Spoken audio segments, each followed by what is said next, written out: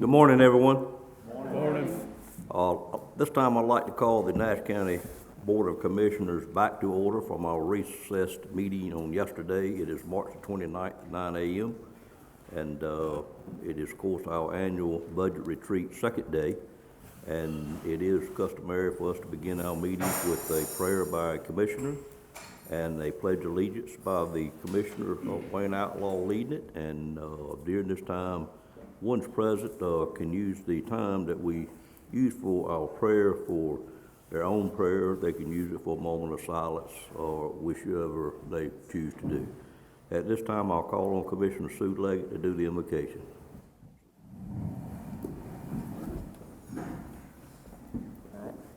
Let us pray. Dear Lord, we give thanks for another day on your beautiful earth.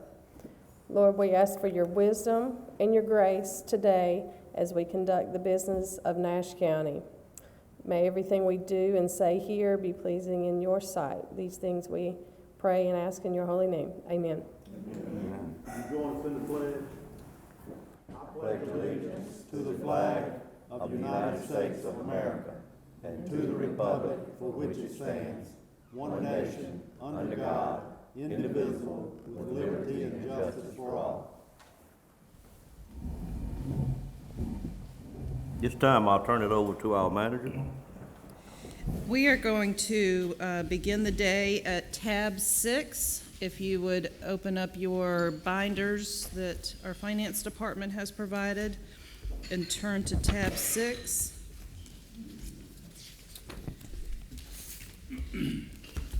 And the first presenter that I will call is Patsy McGee.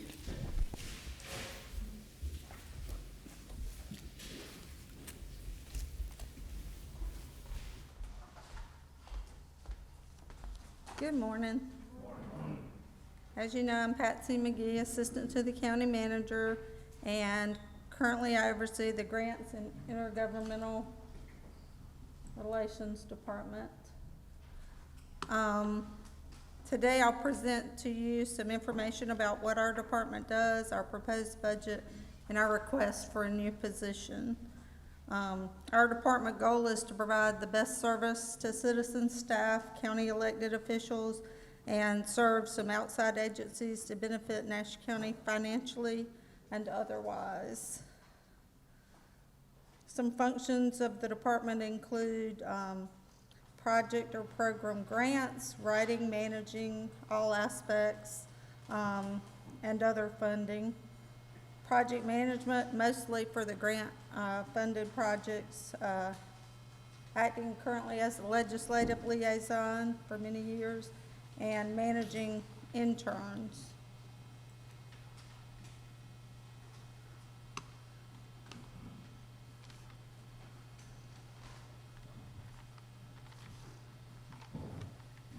In terms of legislative functions,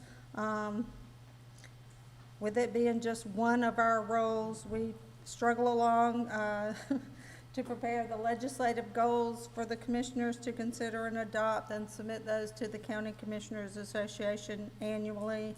We plan for and help develop the goals for the legislative dinner. There are 7 NCACC committees. At some time, we have participated in all of those, although now it's become more difficult because of competing interest. We occasionally attend one of those. We prepare resolutions that the board may want to consider regarding legislative issues. And we attend district meetings with you and advocacy meeting, they're calling it this summer. And there are weekly conference calls that we try to participate in, as well as there is the weekly mailing from the NCACC that we try to read up on and keep up with what's going on.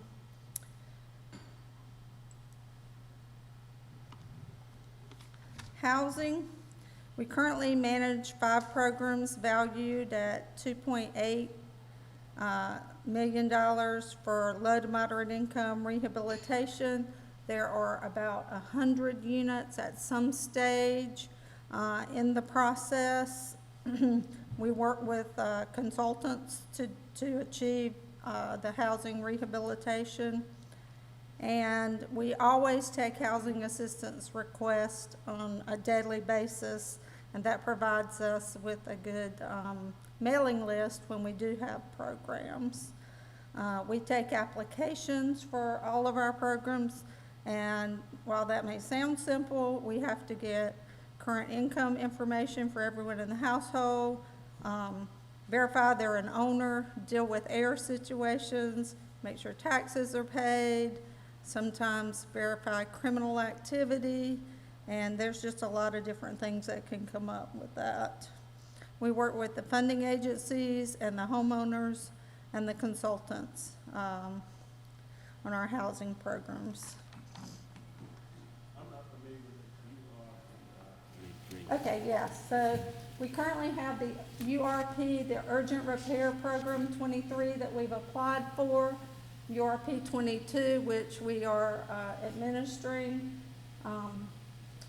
ESFR is Essential Single Family Rehab. We've applied for 23 funds, and the URP 23 and the ESFR 23 should be awarded, if they are awarded, within the next couple of months by the North Carolina Housing Finance Agency.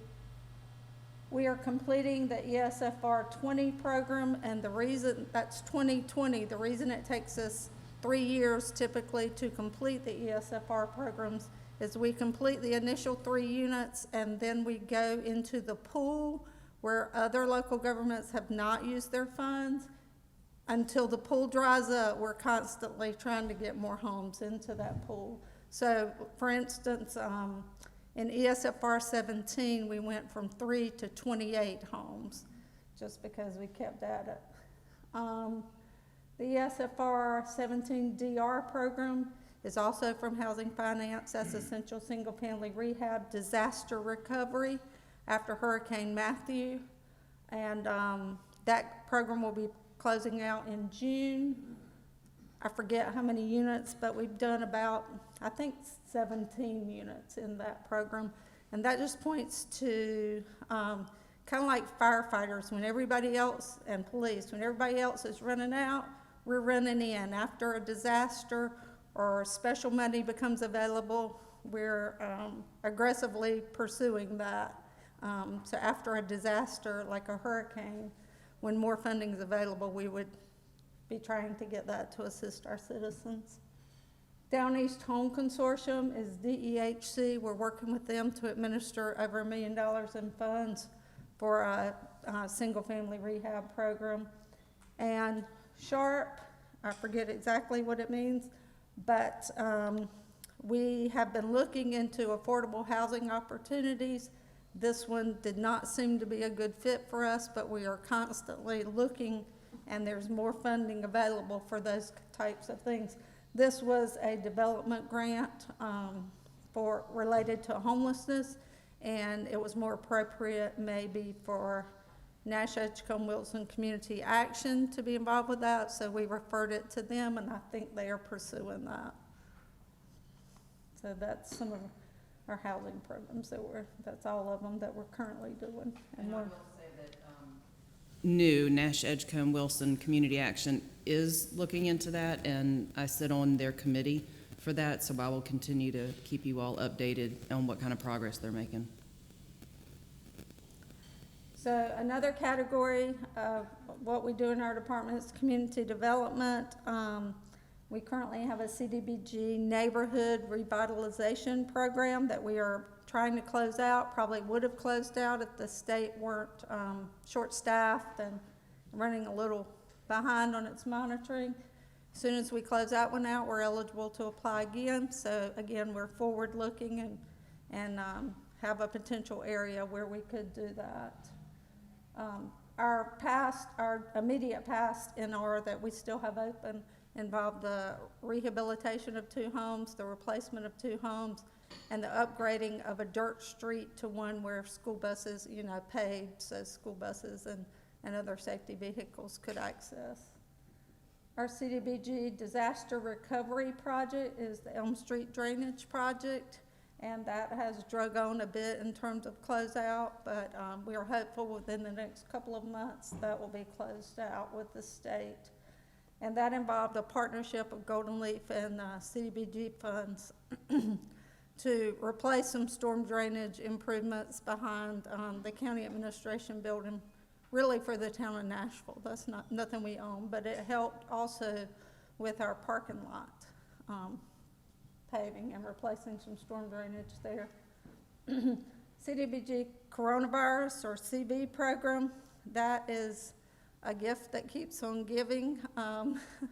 We'll be bringing something to you on Monday, but that program itself has about 8 to 10 aspects to it for the $900,000 that we're spending there.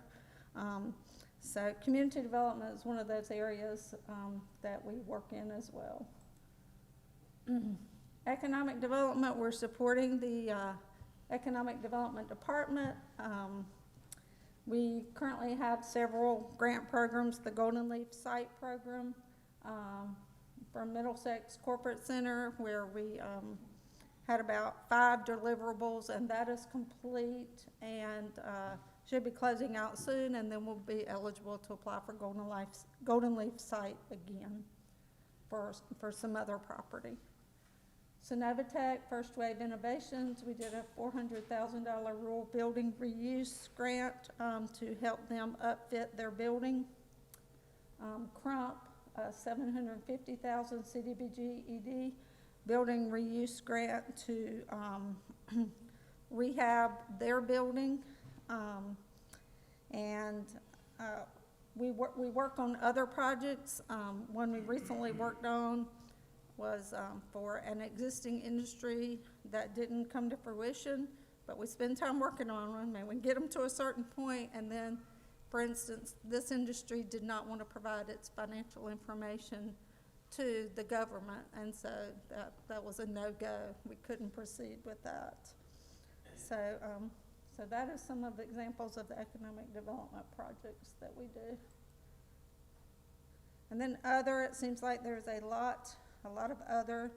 We help other departments like Parks and Recreation. We talked about Miracle Park at Cooper's, but through our CV grant, there's also proposed changes, trails for Spring Hope and Castelia within their parks.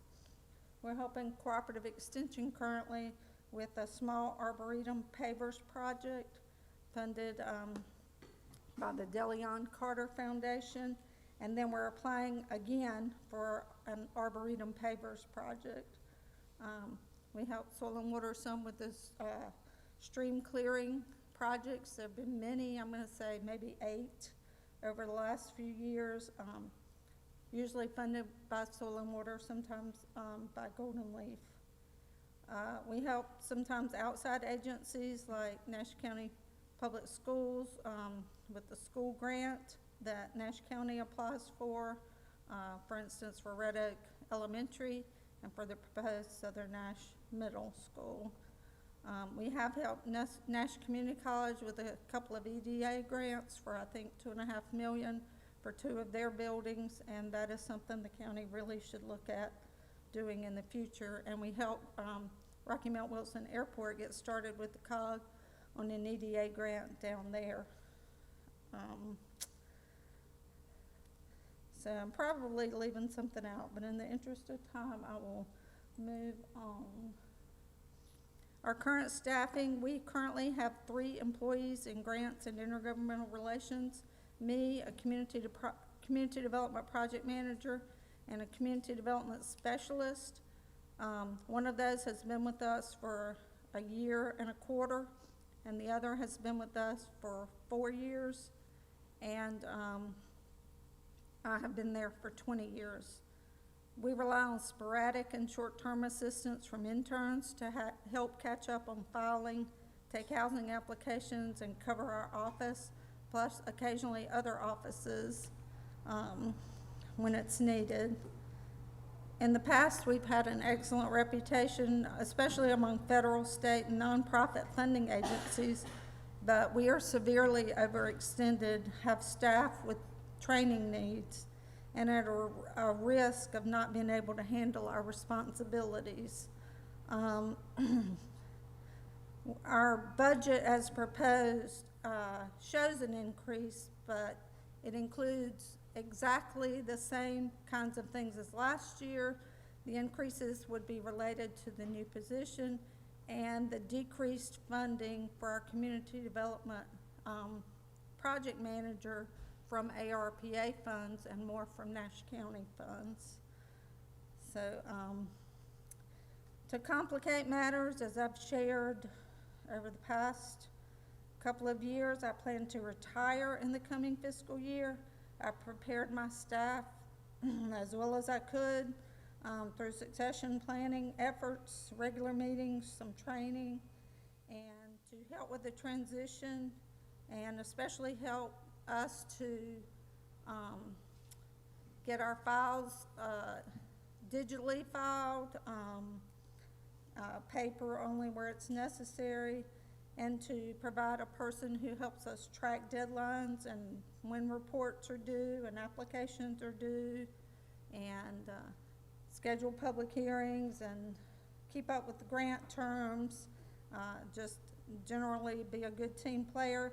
We're proposing to hire an administrative assistant too at a cost of $58,800, which would include salary, benefits, like retirement and insurance, and we would hope that they could start on July 1st. So that is our request. Are there any questions?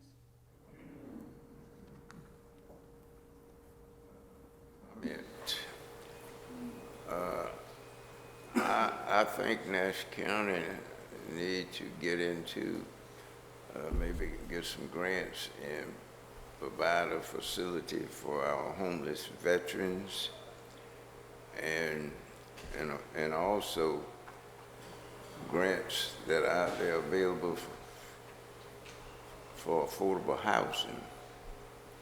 And as I've said this several times, counties are beginning to not just wait to see what municipalities are going to do in those areas.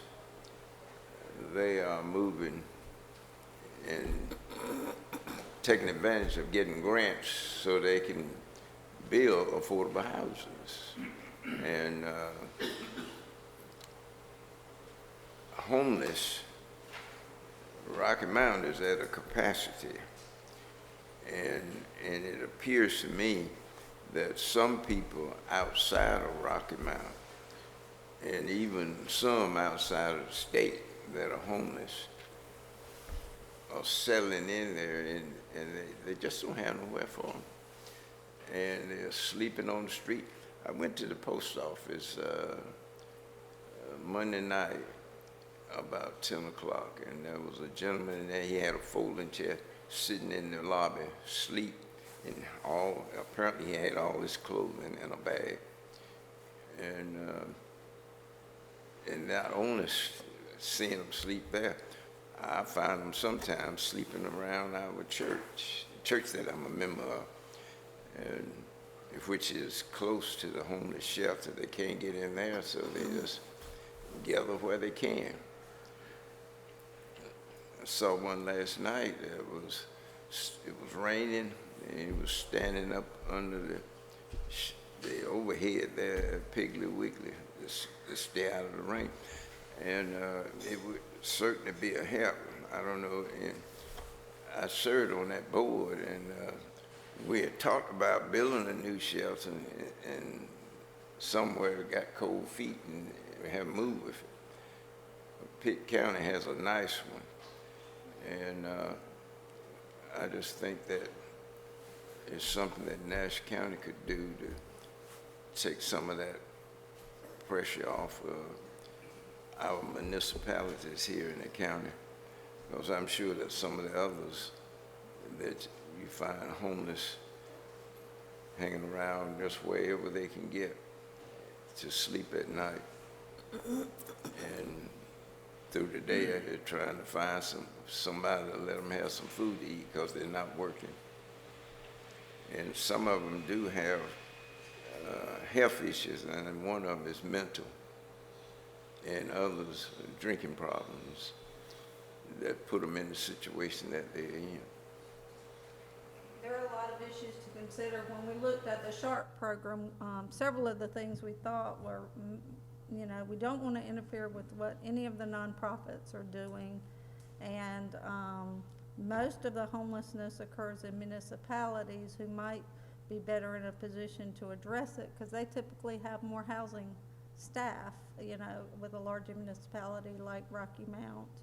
And also, we would have had to have hired staff to be on site if we were to pursue a development project, and it would cost a lot of county money in addition to what grant money is available. So we're here to serve at the pleasure of the board, but in terms of moving forward on that issue, I guess we need consensus from the board. But maybe if we don't do it alone, maybe we can work with the municipalities. We ought to do something and not just let it go. Maybe we can work with the municipalities here in the county to get this, I say project moving. There's a need for it. And we ought not take it lightly. Thank you. Patsy. I just want to say I will miss you when you do retire. I thank you for all your help since you've since I've been here, I'll say, because you've surely been longer than me. I do have one question. You said you were hoping for the administrative assistant too to start July 1st. Yeah. I know last year we didn't approve the budget till close to the end of June. Is one of those that are already there going to move into that position, or No. can you speak on that? No, ma'am, I do not foresee them applying for this position. Not the people in my department. I can't speak to other departments, so I would hope that we could put that person, I would hope that we could put that person in place before July 1st, but I'm dealing in reality and just plan on advertising and hoping the budget is approved and that position is approved and that we could hire with an effective date of July 1st. Thank you. Patsy, would you explain how Emily's job works? I know she's partly funded by us. Is her job one of the three you're calling out? Yes. Okay, She's explain a how she community works. development project Okay. manager. And she is partially funded by ARPA funds. And Okay. we turn in a timesheet monthly. She, her efforts are focused on broadband, high-speed internet, and training that's required for ARPA and that kind of thing to meet the minimum number of hours she has to have every month for that.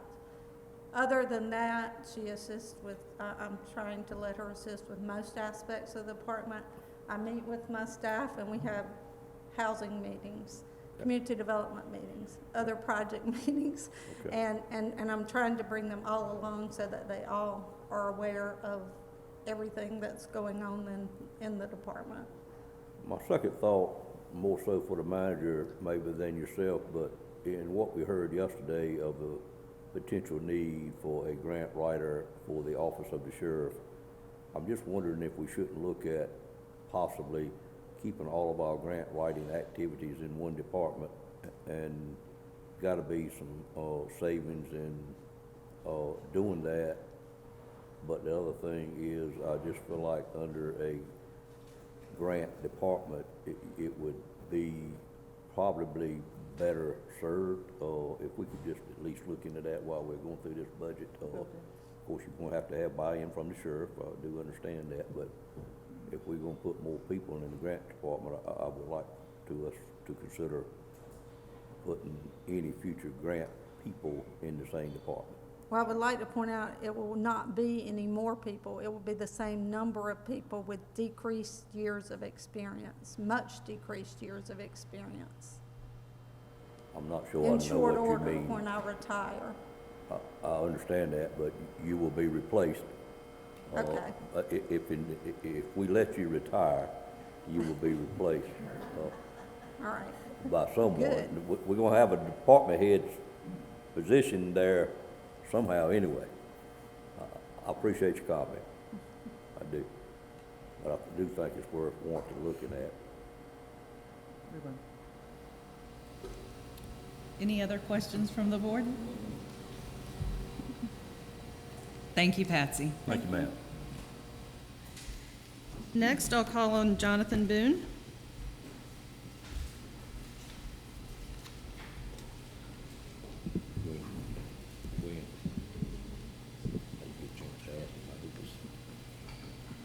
Good morning. Good morning. Good morning. Glad to be with you again this morning. And in the interest of time, I'm not going to spend a lot of time talking about the department. Be glad to answer any questions that you may have, but I'm going to jump right into our capital budget request. I think our time will be better spent there, but again, I'll be glad to answer any questions you may have about the department. So let's first get to our first slide.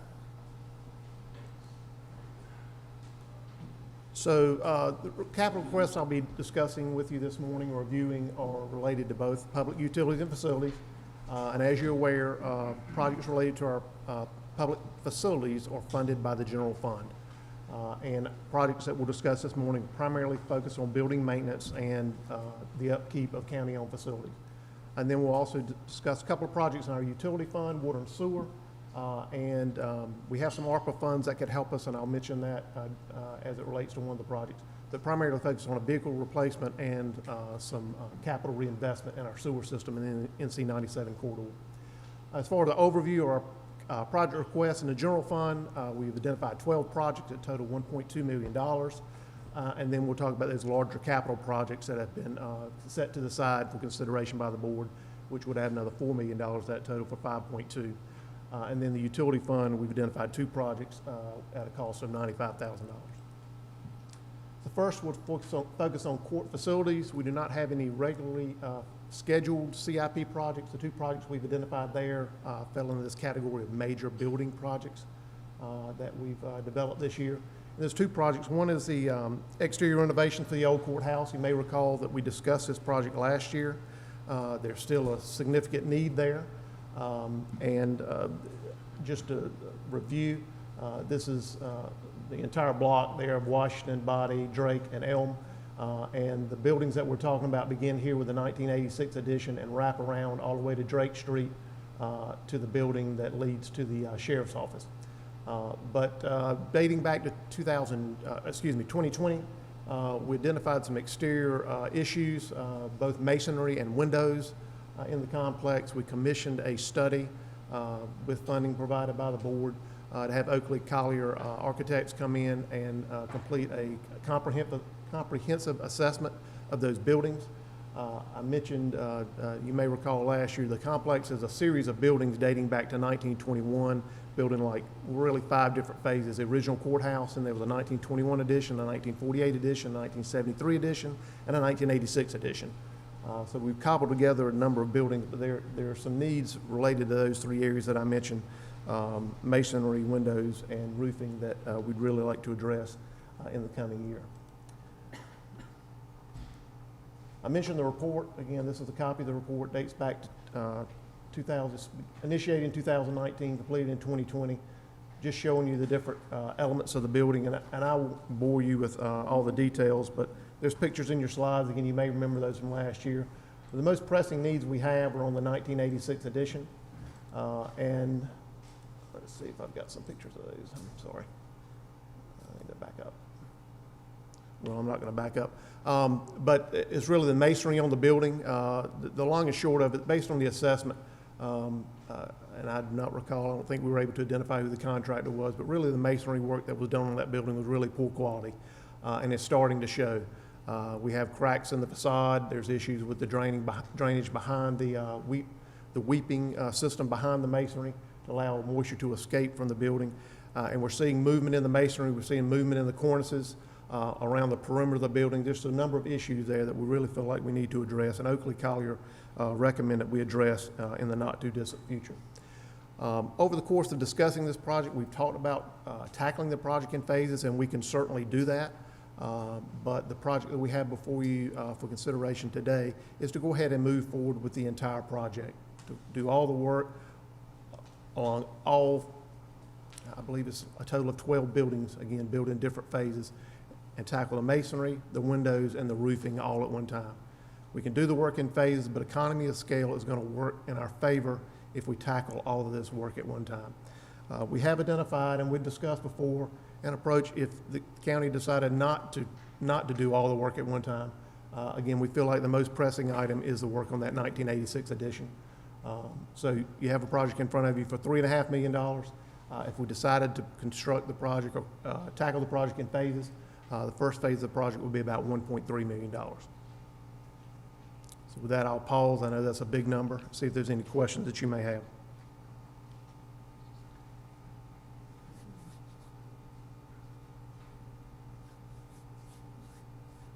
So it sounds like I've done an excellent job. There's no questions. We're all in agreement. I'm taking a little bit for granted. I think the best approach, I agree with you 100%, is to do it all at one time, because it overlaps so many places that, as the words you use, economy of scale, it would save the county money to come in one time, plus it would be much better for the people in and out working for the courthouse not to be interrupted multiple times over the next 4 or 5 years. So I would consider this to be a potentially source of borrowing that we may want to consider doing in our overall borrowing analyst and just go ahead and get it all done. The Superior Courtroom, what is it that primarily would be done in there? Because we seem like we spend money in there every few years. Yeah, so last project we tackled in Superior Courtroom, so that was the next major project on our list. Last work we had done in the courtroom, there were some issues with the HVAC units in the attic. They leaked, damaged the ceiling, and we basically had to take out a lot of that plaster. We had a contractor come in, replace that, and painted the roof in the courtroom. But this more comprehensive project, to your point, there's been a number of smaller projects that we've done. This more comprehensive project is a function of a conversation that Judge Sumner had with the previous county manager before they both decided to retire. And he was looking at a project that would update the area in and around the judge's bench.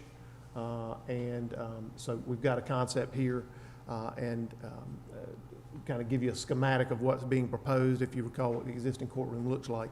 But I'll say the project itself, the genesis of the project is Judge Sumner requested a meeting with the county manager and had some concerns about the areas in and around the judge's bench. And this was before we replaced the ceiling. And maybe I should kick myself for this. I was in the meeting, and my suggestion was, to your point, we seem to be taking bites at the apple, a little bit of bite at a time. And if we're really going to reinvest in this courtroom, why don't we look at what all the needs are? Let's identify them, come up with a plan, see what the cost would be, and then we could tackle it all at once, or we could do the work in phases. But at least we've got the end in mind when we start. Before it was just kind of one-off projects, responding to issues, responding to requests, as opposed to kind of having a plan. Can't help but being an engineer, we're all about planning. So this project is a more comprehensive renovation of the entire courtroom, really almost touching everything in the courtroom. Reconfiguring the area in and around the judge's bench, you'll see that here.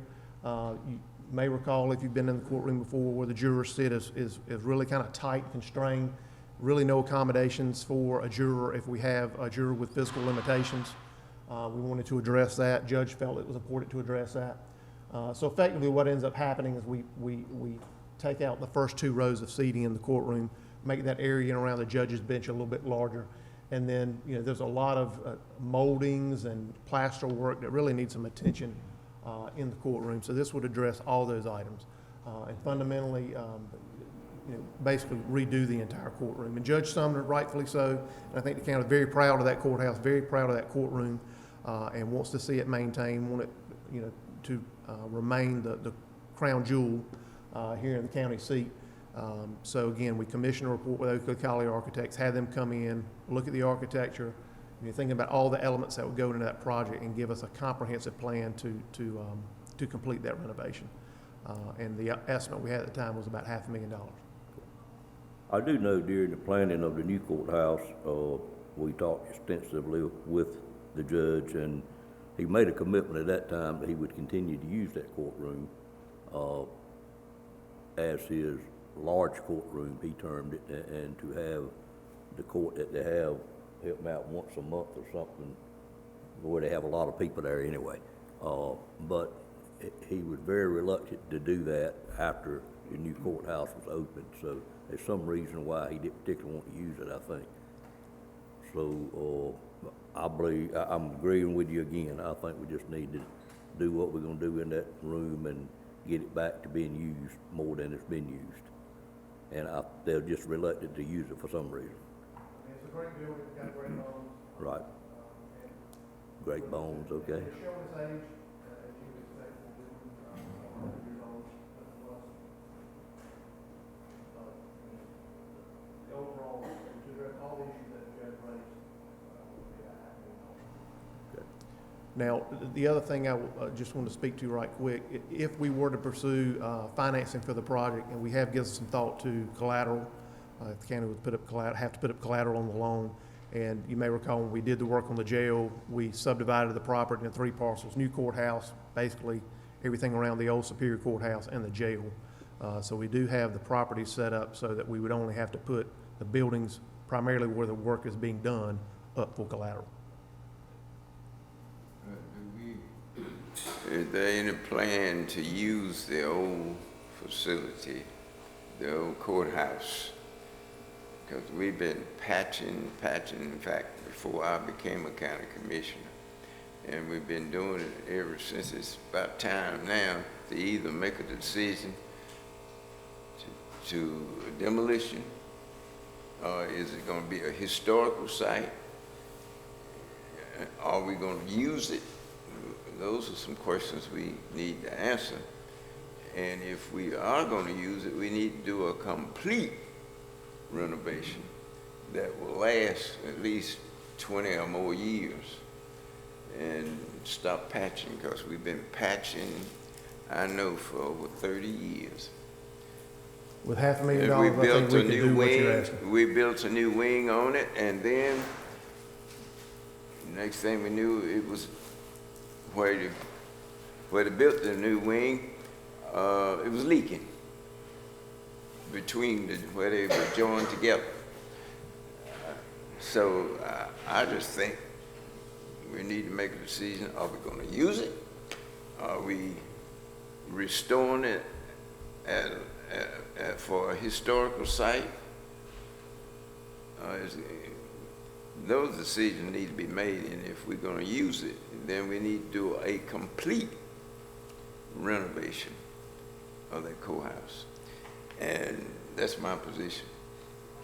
Made a decision, we were gonna use it back when we designed the new courthouse, because we don't have a courtroom in the new facility to handle some of the courts that we have in Nash County.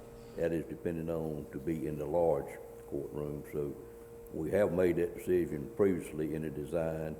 Therefore, we need to do the second part of what you said, and we need to do all the renovations that's needed to continually using that courtroom.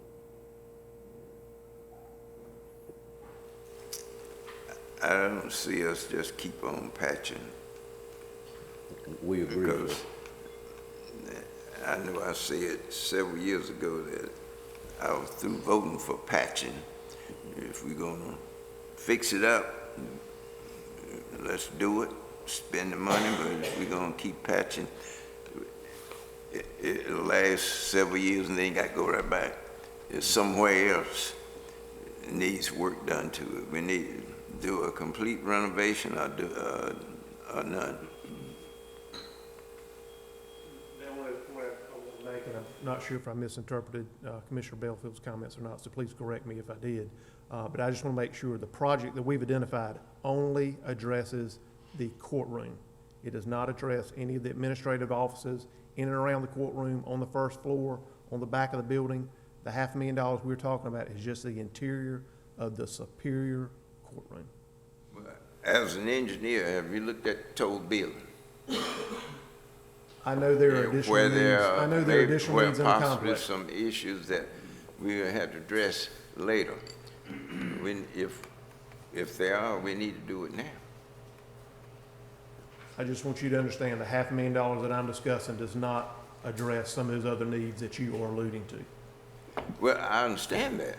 That's why I'm saying we need to do a complete renovation if we're gonna continue to use it, or consider it being a historical site, or demolition. Because it's been costing a lot of money, I know, over the past 30 years patching. And Jonathan, and I'll say this to you and to the other commissioners, it's giving me heartburn thinking of $500,000 going into the old Superior courtroom to what I see most, I could see needed changes, but it just appears to me to be cosmetic. And we have so many other departments that are in need now. And Sheriff's Department comes to mind. And to spend $500,000 on the old Superior courtroom, I have heartburn over it right now, so. There's a lot of needs out there. All right, if there's no other questions about the projects in around the courthouse. I'm One sorry. question. What's the so-called structural life expectancy of the present courthouse? How long do we think that we can continue to use it? That kind of becomes a debatable how far we want to extend in a renovation, I guess the life expectancy of it. Well, I would say the building was built in the 1800s. The building is solid. It's well built. There's no doubt about that. Structurally sound. But a building that was built in the 1800s needs attention over time, just like the houses we live in. Roofs need attention, windows need attention. You need to repaint. I need to replace some carpet at 104 Hillside Court. Things happen, but I see no reason why that courtroom, either in its current configuration, if we decide to just, incrementally reinvest in the courtroom, or we decide for a wholesale renovation. The courtroom itself, Commissioner Davis mentioned, it's the largest courtroom we have. When large cases come to Nash County, there's no other place that they can hold the number of people that they need to house for a larger case. So if we stop using this courtroom, I think the county's gonna probably have to look at building a courtroom somewhere else, which I think we all agree is probably gonna be pretty problematic. So I think this courtroom is here to stay. It's gonna outlast my tenure, probably most of us in this room. The building is solid. It's just a question to what degree we want to reinvest and the time frame to reinvest in that courtroom. It's going to need reinvestment at some point. So you believe it's worth reinvesting? The building is solid. All right. It's one of the best built buildings on that block.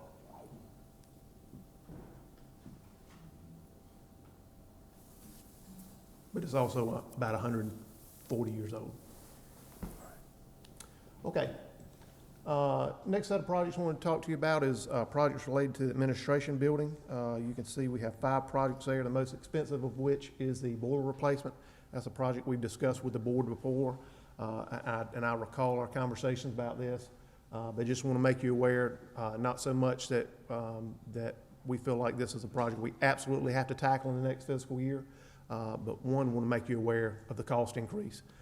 Previous years, I believe we were in high 300s. Current estimate is about $500,000. We have 2 boilers, pictures I have here, to serve the administration building. If one were to fail, we could operate with one. It would be at a reduced capacity. Certainly there will be lead times associated with ordering and installing new boilers, but certainly a run-to-fail approach. I mean, we do that with some of our equipment, and that's certainly a decision we can make. And we can do that with the boilers, but I really want to just bring that back forward to the board, make you aware at some point we're going to have to replace the boilers. They're original to the building, and if we were to say, okay, pull the trigger, we want to do it in fiscal year 2024, we're looking at about a $500,000 expense. Next project, again, we talked about reinvestment in buildings, the administration building. We've got a number of areas where carpet is becoming worn. And we are requesting funding in the next budget cycle to replace carpet on the first floor, so the area in around EMS, DSS. Updated estimate we have for that work is about $150,000, really $152 round numbers. Next request we have is vehicle replacement. You may remember this picture from last year. I finally referred to this van as Bessie. Bessie is a 1998 Ford van, and we would like to put Bessie out to pasture and replace her with a new unit, maybe a used unit if we can get one from state surplus. But we're requesting funding to replace that van in the next fiscal year. Mileage is not that high. Again, we're not taking the van on long trips, generally in and around town, or if we're going to another county facility. But again, it is a unit that is 25 years old. Next project I have for you is really the second phase of our work to replace the HVAC controls in the administration building. We've started and nearing completion on work on the first floor. And next fiscal year, we propose to tackle the second floor. And the updated estimate for that work is $120,000. And that's replacing, you can see the thermostats and the controls related to the VAV boxes that we have in the building that control the heating and cooling. Again, the current equipment we have is original to the building. Final project I have for you, and again, I believe we discussed this project also last year, was not funded, but is to rehabilitate the heat plant at the admin building. You can see some pictures here, and we're experiencing more and more issues with that system, one because of age and the other, honestly, because of some preventative maintenance that just has not been done over the years. And we're also seeing the dielectric unions beginning to fail, which lead to leaks that some of our department heads can speak to if you'd like to ask them about it. But we'd like to replace those as well. And that project is about $110,000. Any questions about any of those 6 projects? Excuse me, 5 projects. I would have, Jonathan, in replacing the controls like you're doing a floor at the time, do we gain any efficiency that would help cover that cost in utility usages? I honestly have not had the time to try to tease out, and the difficulty in doing that is we get a utility bill for the entire building. So try to tease out what the energy consumption is on one floor, first floor versus second floor versus third floor is a bit problematic. So I feel like there's some savings there. How best to quantify that would be an inexact science at best. But we do know that the equipment that we have is getting more problematic to get parts. So that's the other reason that we're recommending we go ahead and upgrade this equipment, because we can't get the parts to repair it. So would this be the second part of a 3-year replacement? Yes, sir. If this project's funded next year, I'll come back to you next year this time and ask for money for the third floor. Okay.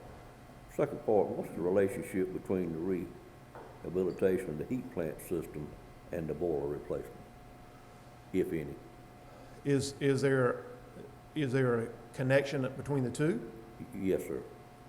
Certainly there is, but one does not necessarily necessitate the other. It would be great if we could tackle both at the same time. That would be a fairly large and complex project, but certainly we could. But both are going to need to be addressed at some point in the not-too-distant future. With the boilers, we'll have a failure. We replace the heat exchanger this year to the tune of about $40,000 on one of those units.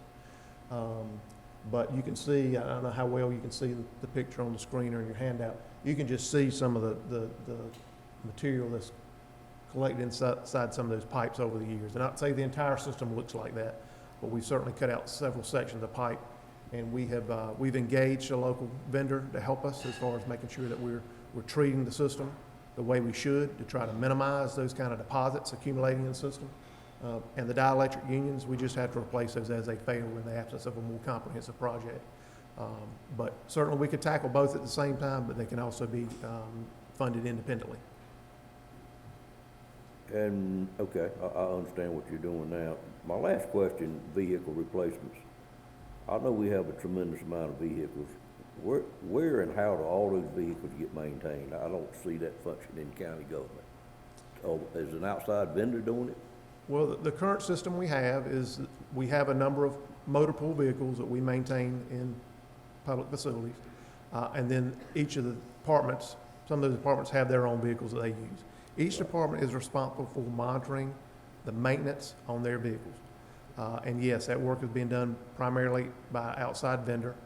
We use a local service station in Nashville, unless it's a more complex repair that requires transmission or something like that. But Taylor's Exxon does a lot of work on county vehicles for the sheriff's office and other departments at the county. But the current construct that we have is the vehicles belong to the department. Departments are responsible for the maintenance. They coordinate with finance to budget that line item in their operational budget, and they need to make sure oil's being changed, tires being rotated, all those things that need to be done. And then when there's issues that need to be troubleshooting, they're taking that vehicle to the service station. If the transmission needs to be replaced, they're coordinating with an outside vendor to have that done. As it stands today, we do not have a single department or a single point of contact for the county's fleet of vehicles. You're used to having that where you came from, and where I have worked previously, it was all done at one central point. Is that something we need to look at down the road with the number of vehicles we got, or does it work like it is, and are all departments properly maintaining them? I think you probably know how to answer that question. It's a big undertaking, but at some point I do believe that's something that the county is going to need to consider. Okay. But it's going to require some investment in personnel and equipment. But with the amount of rolling stock we have and the investment we have in vehicles, it's something that needs to be actively managed. And you can imagine with multiple departments maintaining their fleet, some departments do a better job than others. Some have a better inclination, more affinity for dealing with vehicles than others. But again, with the rolling stock that we have, 230 some odd vehicles plus minus, that's a significant investment. And at some point, I think that's something the county should evaluate. But it is going to require I some was only trying resources. to plant that seed for future consideration. Right. Thank you. What's the average lifespan of a boiler of this nature? Well, when I arrived at the county in 2019 and reviewed my first budget, because I arrived in February, the boiler replacement was presented to commissioners in the previous year for funding in fiscal year 2019. The building was completed, I believe, in 1999. So at that time, the boilers were 20 years old. So rule of thumb is about 20 years. But, you can find boilers, and we have boilers. Those boilers are original to the building, so now they're 24 years old. But around 20 years, you're starting to think about a replacement. But again, you can take a run-to-fail approach, which is kind of the approach we're taking now. And honestly, I cannot predict how those boilers may last another decade.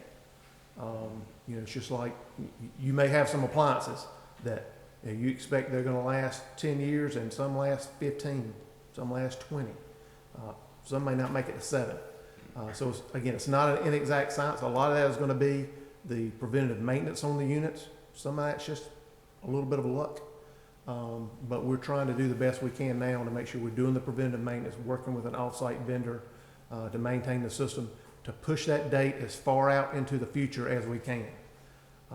But we know every day that goes by, we're one day closer to having to replace those boilers. So that may not be a great answer. I wish I had a better answer, but it's an inexact science, is all I know to tell you. For 20 years, we're living on borrowed time. Yeah,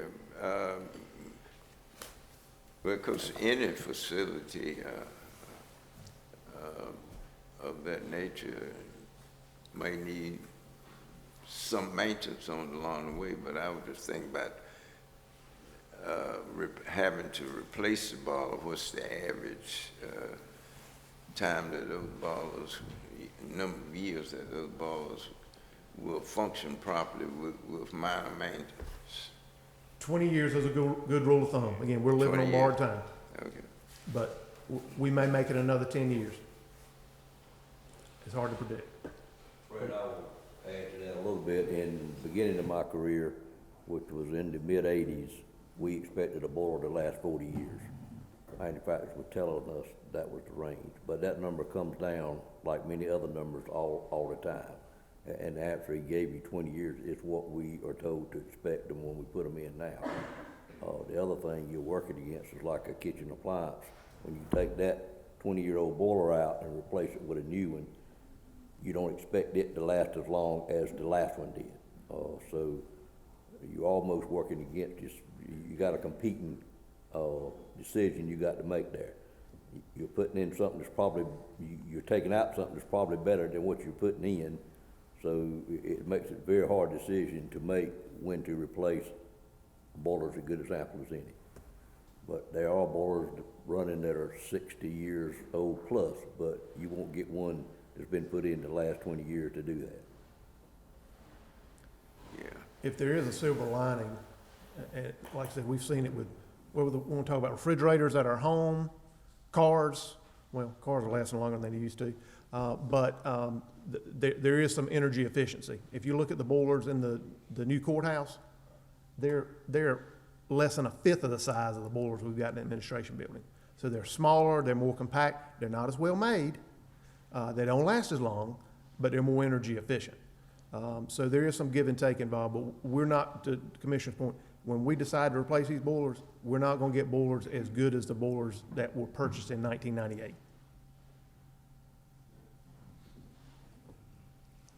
All right. Let's see.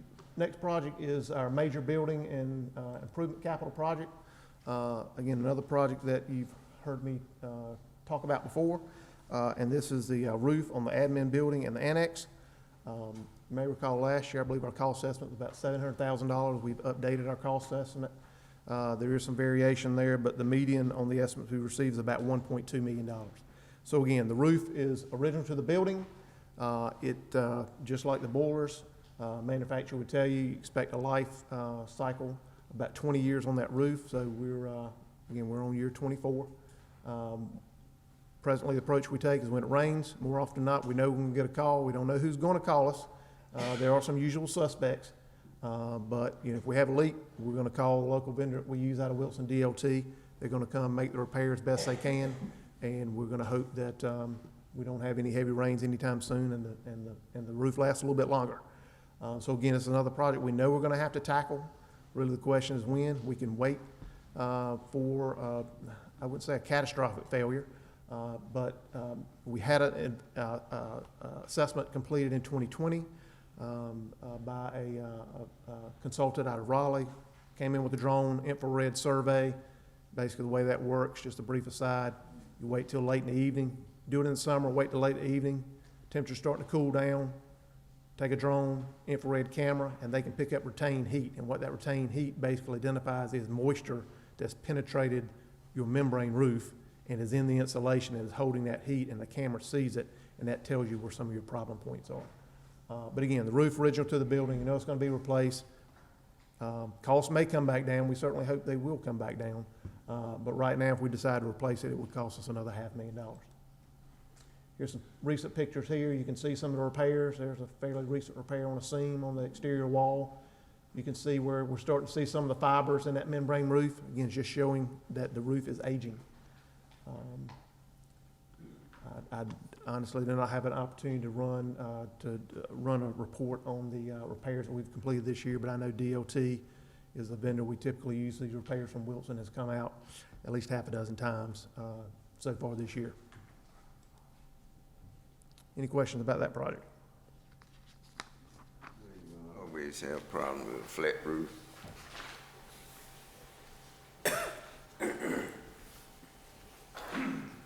All right, next set of projects we have related to public buildings.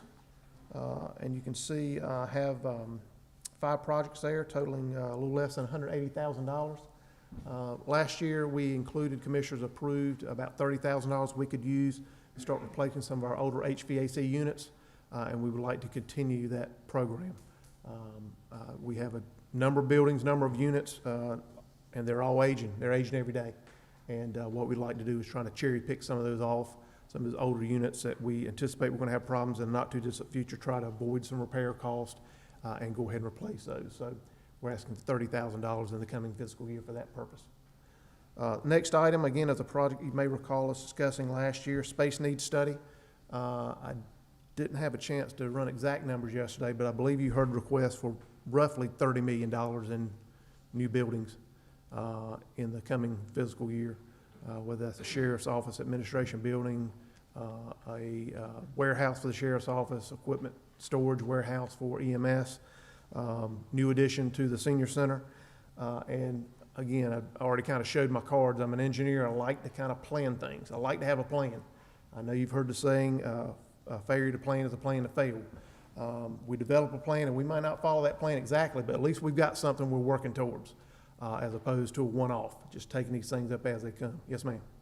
The Ag Center generator, that is to, I guess, power them, because I know at one point the electricity went out there during an election, however short a time, and I just want to make sure that doesn't happen again. And also the epoxy floor for the Ag Center bathroom, I was hoping that was going to be replaced. It has been requested. But it was requested to replace it, but you're saying just put epoxy on it? I was gonna get to that, but it's basically recondition the floors in the bathrooms. And that's a project that we've wanted to tackle for a number of years, and the board has an opportunity this year to provide $15,000 so we can do that. But it wouldn't be tearing up the floor to replace it? It would not. It would basically be putting an epoxy floor covering on top of the floor, be more easy to maintain. But I think it's a product that we would all be very satisfied with. But we've tried numerous approaches, had numerous vendors come in, show us product, show us equipment, saying that we could rehab those floors, and they've all fell a little short of what they told us they could do. So we basically come to the conclusion that we're gonna have to go in and rehab the floors in the bathrooms. I would ask that you still look at replacing the whole floor, because from my understanding, the epoxy never worked. It may work for a few years, but it's like putting lipstick on a pig. I don't think we would try to put lipstick on the pig, but if the commissioners and the board were so inclined that they wanted us to remove that tile flooring and replace it, that's something we could certainly do. It would be much more expensive to do that. I feel fairly confident that the epoxy floor covering would give us good service life for $15,000. We've talked to a couple of different vendors, but again, if the decision is to take it out and replace it, we can do that. And would last for about how long, the epoxy? I think we could get 10 years or more out of it. There's really not a lot of foot traffic in that building. I mean, it's a great building, and does a good job for the county. Not a lot of foot traffic in the building though, but again, as I recall, the building was built in the late 70s, maybe 80s. So again, we've got a building that's, you know, It moved in that there comes building. time where we have to reinvest in our building. And this is one area that could use some reinvestment. And while you're here on we're on the Ag Center generator, and I don't mean to jump ahead of you, but I see Ag Center Emergency Power also a few slides ahead. What's the difference? You're trying to get ahead of it. I know, well, only They're related. only because I see the They're Ag Center listed separately. generator, which is what I would like to see at the Ag Center, but then I see the emergency power. So they're two separate things? No, it's the same project. It was just listed separately on that spreadsheet, but they're Okay. the same project. I just want to make sure we're going to get a generator. That's We it. will get a generator if the commissioners decide to provide fund, well, not a generator. EMS already has a generator. We're gonna put the infrastructure in place so that we can easily bring that generator on site, connect, and provide power to the administrative building to support the elections department. So you're saying the generator would not be on site at the Ag Center? So if the if power went out, they would have to wait for EMS to bring the generator? Yes, ma'am. But, you know, I would anticipate for EMS to come, great department, quick response. You know, if we already have the disconnect, the panel, sub-panel in place, I would think maybe on the outside, a couple hours, probably quicker than that. But we're not talking days. We're talking hours. Well, I'm not talking days or hours, because if we have 2024 is a presidential election year, if you've got a lot of people in there voting and all of a sudden there's a storm and the power goes out, you're saying we have to wait an hour, 2 hours before the power goes back up, as opposed to having a generator on site? If we only spend $32,500, we're gonna have to wait a few hours. If we want a solution that will have a generator on site, we're talking a lot more money. We can get a number for that project to know what it would cost to put a generator on site, but that would be significantly more expensive to provide on-site backup emergency power in the event that we were to lose power while we have voters on site casting ballots. But that is certainly something we could do if that's the direction that the board wants to go. Roughly, how much would it cost? Do you even know how much a generator you have costs?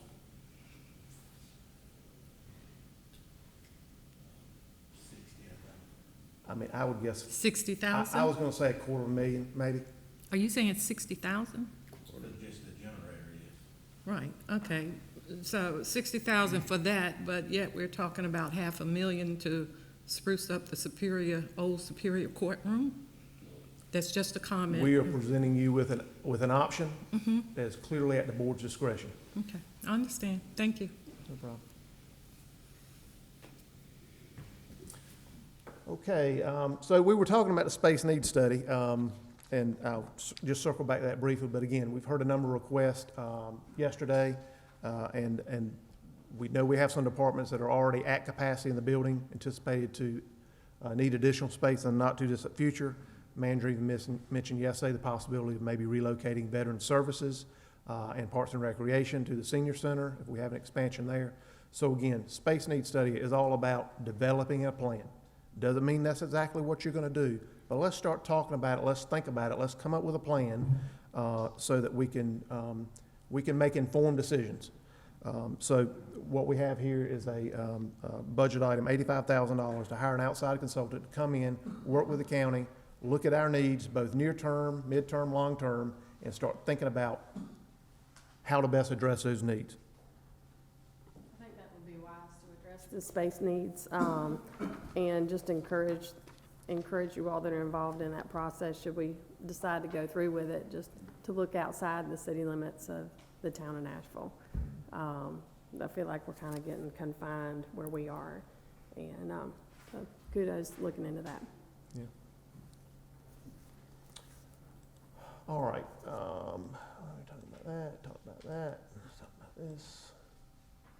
So again, emergency power was a question Commissioner Wilkins was asked about. Basically, the project that we've identified, which is just one option, we can certainly look at other options for the building, but the budget we have for you here is to basically rely on a mobile generator that EMS has available, that was 300 kilowatt plus minus, maybe 320, and install a secondary panel, 400 amp panel, such that we could relatively quickly bring emergency power to the building in the event that we had a power disruption that was not restored quickly for whatever reason, so that we could power the area and the auditorium and the lights so that we could continue to accommodate voting at the Agricultural Center.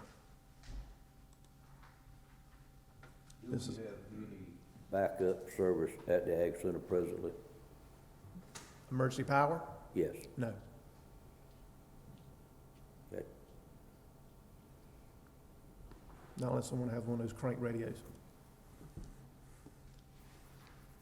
If we were to install that emergency power availability at the Ag Center, could we also use the Ag Center as like a distribution point for storms, possibly shelter? That was one of the thoughts we had when we discussed this project, was that anytime we have a building that the county owns, that we can have emergency power in, it's very helpful Right.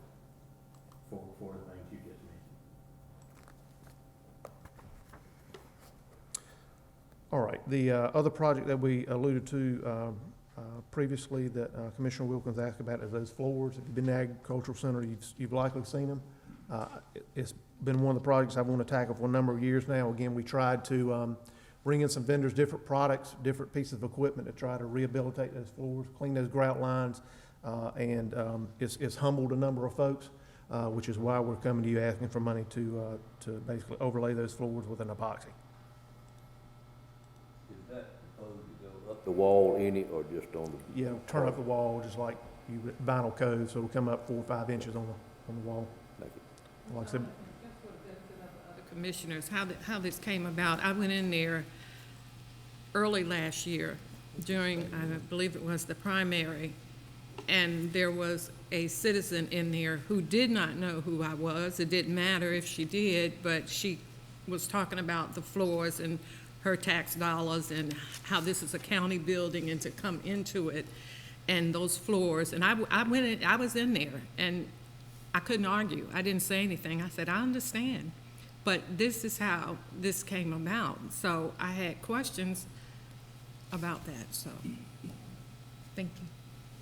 We've been working on it for a while, and we'd love to take the project off the list. Next project we have is the parking lot, the Nashville Health Department. I know there was some discussion yesterday about that building, future of that building. But irregardless of the future of that building, it's going to have a parking lot attached to it, and we want the parking lot to be in good shape. And you've got some pictures here. You can see we've paid for some crack sealing there to extend the life of the parking lot. But the next thing to do would be come in, seal that parking lot, try to keep it from further degrading. Asphalt is a petroleum product. It degrades over time, to try to, again, extend the life of that parking lot, whether the counties utilize that building or there's some other use of that building. Regardless of the use, it's going to need a parking lot. So $15,000 for that work. On that subject matter, we talked about vehicles. We have a tremendous amount of square yards of parking lot that are associated with our buildings. I see you from time to time, you're hitting those, like I noticed the weekend Ag Center, there had been some of the most extensive crack sealing I've ever seen done down there. But how do you go about that? Do we have an ongoing maintenance program where we are doing this on a routine basis, or do you tackle a project at the time and ask for money a project at the time? What I would say is, once I arrived at the county, looking at some of the parking lots, that was a concern I have. So we've been trying to kind of prioritize these, get the work done, and then yes, the intent would be do that work on a recurring basis. So you will likely see projects like this in future years, but yes, we're trying to get caught up with the maintenance of some of our parking lots. Should we consider putting a budgetary number in the budget every year for this type thing and let your staff decide how to spend it each year of X number of dollars? That would be a great and wonderful thing. Okay. You've just done the administration parking lot recently. Correct. Okay. And I noticed you done something at the Ag Center at some point. I don't know if it was done last year. We're looking at some work at the farmer's market. I said the Ag Center, I meant the farmer's market. Right. That's what I was talking about. Right.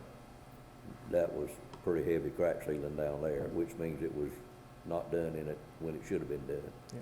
But I don't think that's the way we ought to potentially look at that, is see what you think the cost would be ongoing and just put that a standard item in the budget in the facilities and let y'all decide, just like you do street resurfacing, how you'll go about it. For Right. consideration, thank you. Okay. All right, let's see if I can get my mouse back. All right, and the final two projects I have for you are a couple of projects over at the detention center, both of which you may recall from previous years. We actually delayed the projects because of the capital project currently underway at the jail.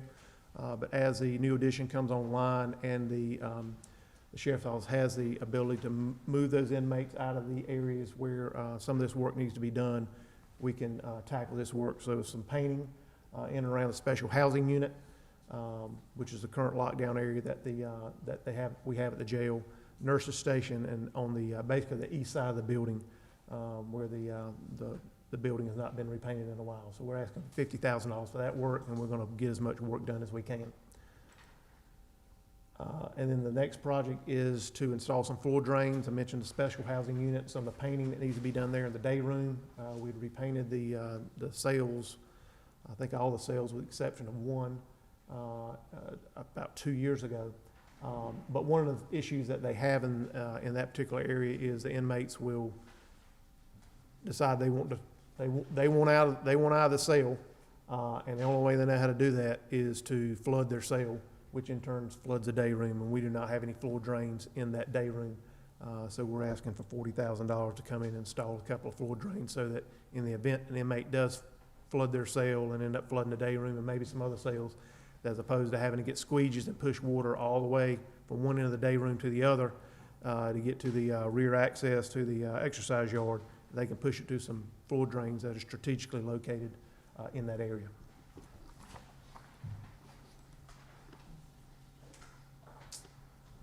All right, so that's all of our general fund projects. Last two projects I have for you in the water and sewer utility, two projects. One is a vehicle replacement for our utility maintenance staff.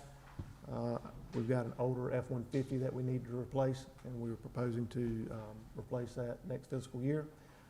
And then do not have the final results of the work that we're doing with our asset inventory and assessment grant for the NC-97 sewer system.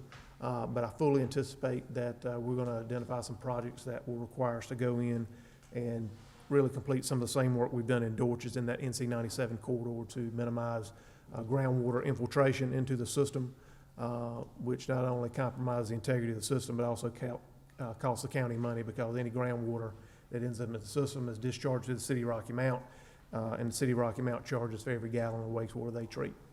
So those are two projects we'd like to tackle in the upcoming fiscal year.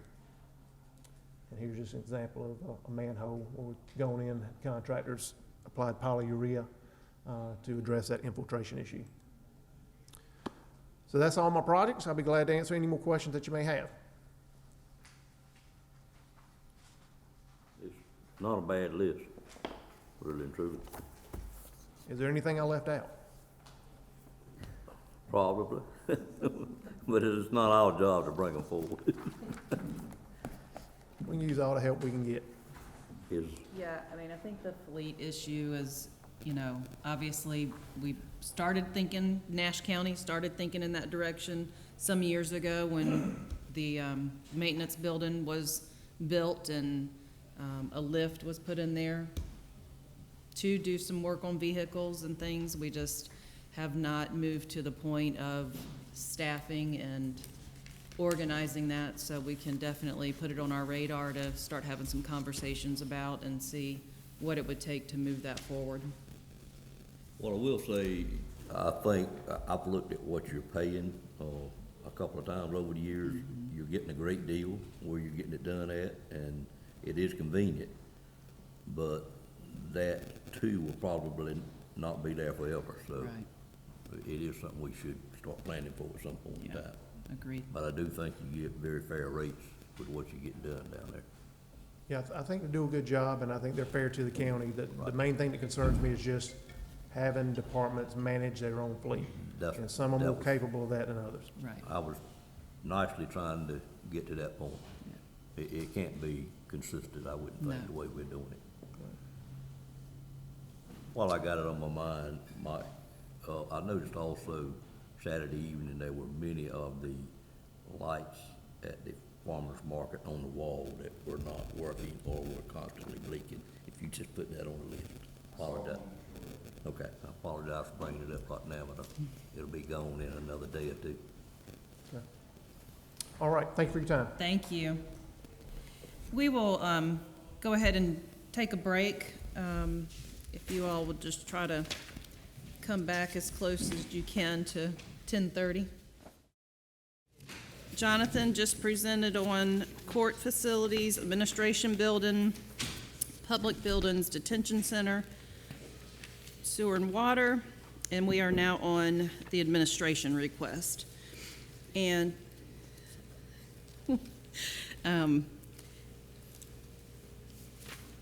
there it is. Okay. So this request is for a second assistant county manager. There are a number of needs for this position. Administration actually only consists of the manager and assistant county manager. Janice is our clerk to the board, as you all are aware. And so our economic development department is better staffed than our administration is. We have struggled, as you all know, we are now receiving opioid settlement money, and you all just approved a resolution for the second wave of opioid settlement money. I have tried to dig in on a couple of different occasions to look into the requirements of those funds and get the ball rolling with that, and have not been able to. I've asked Scott to help me with that. He has done the same.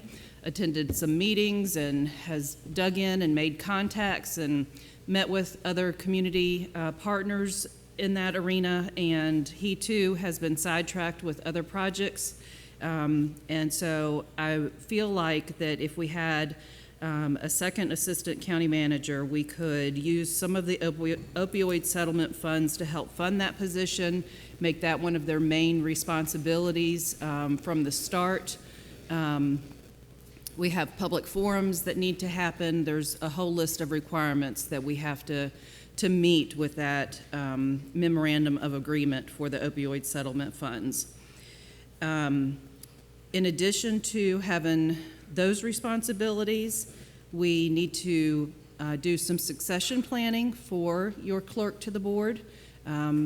Our clerk is retirement eligible, and we need to do some planning to make sure that for the time being, we have a deputy clerk to the board in place, somebody that could be certified and function as the clerk upon her retirement. So I would like for that position to function in that capacity as well.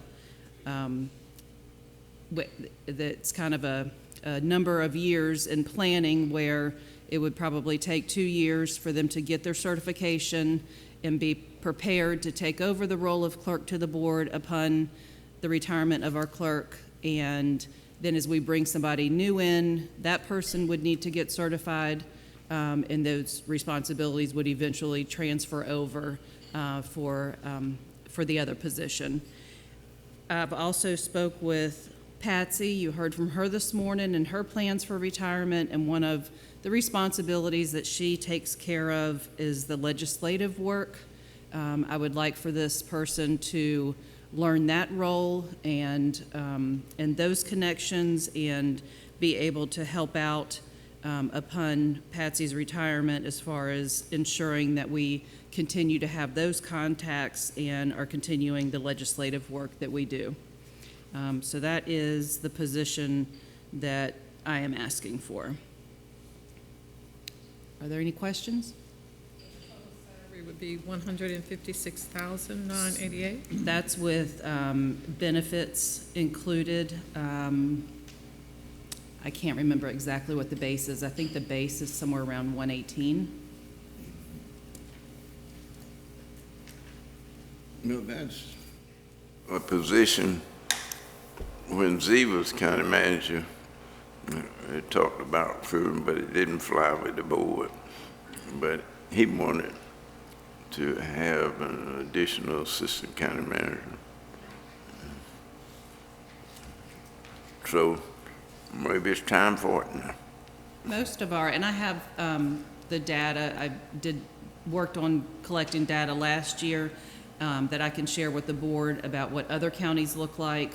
But if you're familiar, Edgecombe has the manager, a deputy manager, and an assistant manager. Franklin has 2 assistant managers, Halifax. So we are truly understaffed for the size of our county. Since we have one assistant county manager, would it not be better to call this a deputy manager?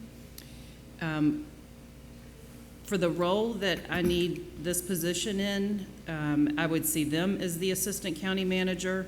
I have had conversations and may look to make a request to make the position that Scott's in a deputy county manager. I do think that's important. When the manager is out of place, a deputy manager can function in the role of a manager. And there, as you all know, I do take vacations periodically, and there's times when I'm out of place, and the functions in the county should not stop because I'm not there. Right. To me, it would just be a little confusing to have 2 assistant county managers. They'd either be assistant county manager 1, assistant county manager 2. Someone would have to have, overall authority if you. More confusing to me to have a deputy county manager and an assistant county manager. Yeah, when I was in the military, we had people of equal rank, but seniority was the thing that carried the day. like we have 2 lieutenants or 2 majors.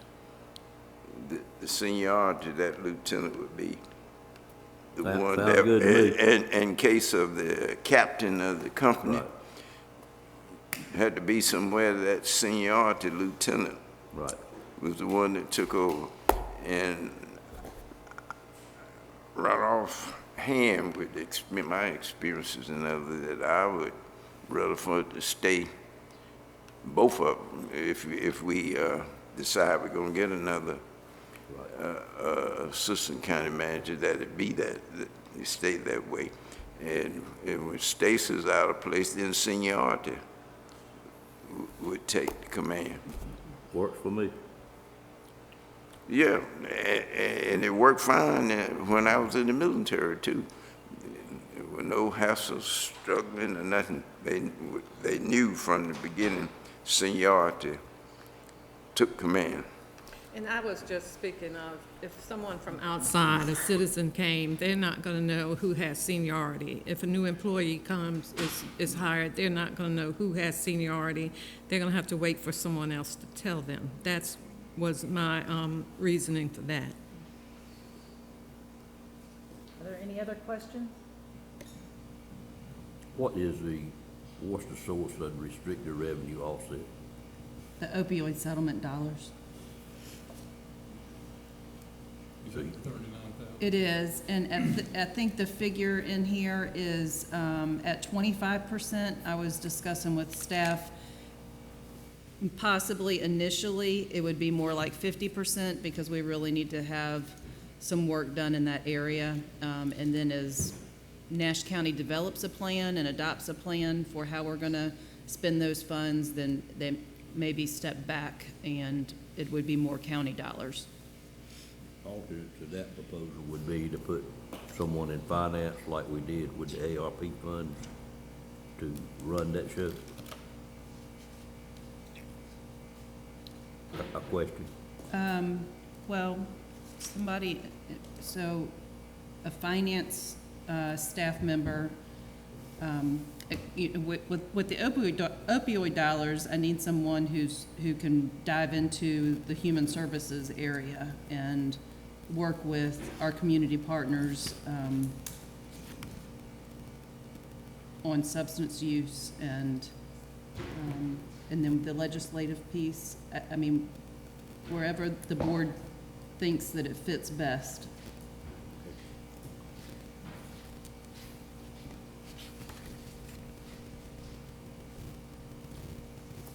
Any other questions? Okay. I will turn it over to Scott to talk about the fire tax districts.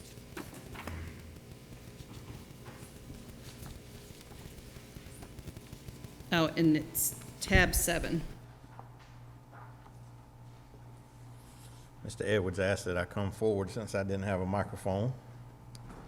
As you know, each year we visit the rates established for the fire districts.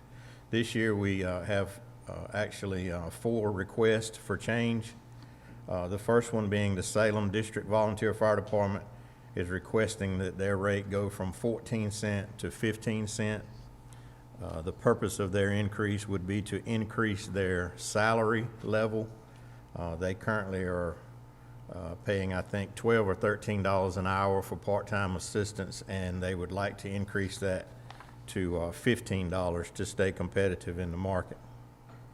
The Castanea Fire Department is requesting a change from 11.5 cents to 12.5 cents. The purpose of that request is to purchase a new truck, as well as Silver Lake has asked to increase their rate from 9 to 11, which is also to purchase a new truck. They are requesting that, obviously Silver Lake is located in Wilson County. They are asking Wilson County to increase their rate as well by 2 cents. So they're asking the same from Nash County. And then the fourth one I have is a little unique in that it is the Sims District. If you remember, for years and years, the Sims District was covered by the Sims Volunteer Fire Department. Several years ago, Bailey Fire Department built a new substation in that area and are able to cover that area from a closer proximity. So we rearranged the contracts last year, I believe, to now the Sims Tax District is served by Bailey Fire Department. So Bailey is asking to change the rate in the Sims District from 4.64 to 7, which is the rate in the rest of the Bailey District. That would make all of the Bailey area the same. The folks in that particular area did enjoy a pretty significant reduction in insurance rates when Bailey took the area. So I think the offset would be the change in revenue. And I'd be happy to answer any questions. The remaining departments, the request stayed at the same rate, and I'd be happy to answer any questions I might could. These rates, percent, Those are actually a cent per $100 valuation. okay, I got you now. Naming any name of any fire department, which I wouldn't want to do we have any nearing a situation that they may be needing to combine with another station in the county? Are we at that point? I know we always are worried about that, but do we have any that concern you at this point in time? Yes, sir. I think we are getting very close to that. It is a trend all across the state of North Carolina, as well as other areas, I'm sure. I think it's something that I would have predicted for the last 5 to 10 years, but I think we are on the doorstep of it now. Yes, sir. The inability to recruit volunteers, and of course the continuing requirements that they have to meet insurance regulations will necessitate mergers or replacements or some other type of configuration in the very near future, I think. Is that an ongoing planning a planning effort that we're always looking into so it doesn't happen that almost, well, we got some notice on Stony Creek, but it happened very quickly. But do we have a backup plan in mind for those situations when we know ahead of time they're coming? Yes. There's really two ways that it could happen, and one would be a department voluntarily deciding that they would like to do something different. Right. The other would be the loss of a insurance certification, Right. which would be a definite breach of our contract with the fire departments. And that's the one I think I'm more talking about, Yeah, being heard that may be at some point coming in some situations. yes, sir. So the way the system is currently designed in the Office of State Fire Marshal is there could not be a loss of a certification without a minimum of 18 months notification. So they actually are put on probation for a period of time, and then if that doesn't work, then there's another short period of time prior to losing a certification. Okay. So with that said, we would have a minimum of an 18-month warning, I guess you could say. Gotcha. And then there are plans, developed as needed. Okay. Well, you've eased my concern. Thank you. Thank you. Any other questions? Well, when I first come on this board, I asked the previous manager and this manager about any other way that we could find some equity as far as the tax rate for the county citizens that live in these different fire districts, that the tax rate is different from each fire department, the district. And this rate is based on real property. So it basically, we're at our tax rate is 0.67 cents on the dollar.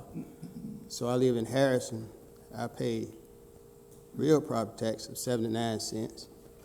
People in Red Oak pay 74 cents. We got a 5 cents difference. So as you go from district to district, depends on where you live, you're paying a different real tax rate, county tax rate.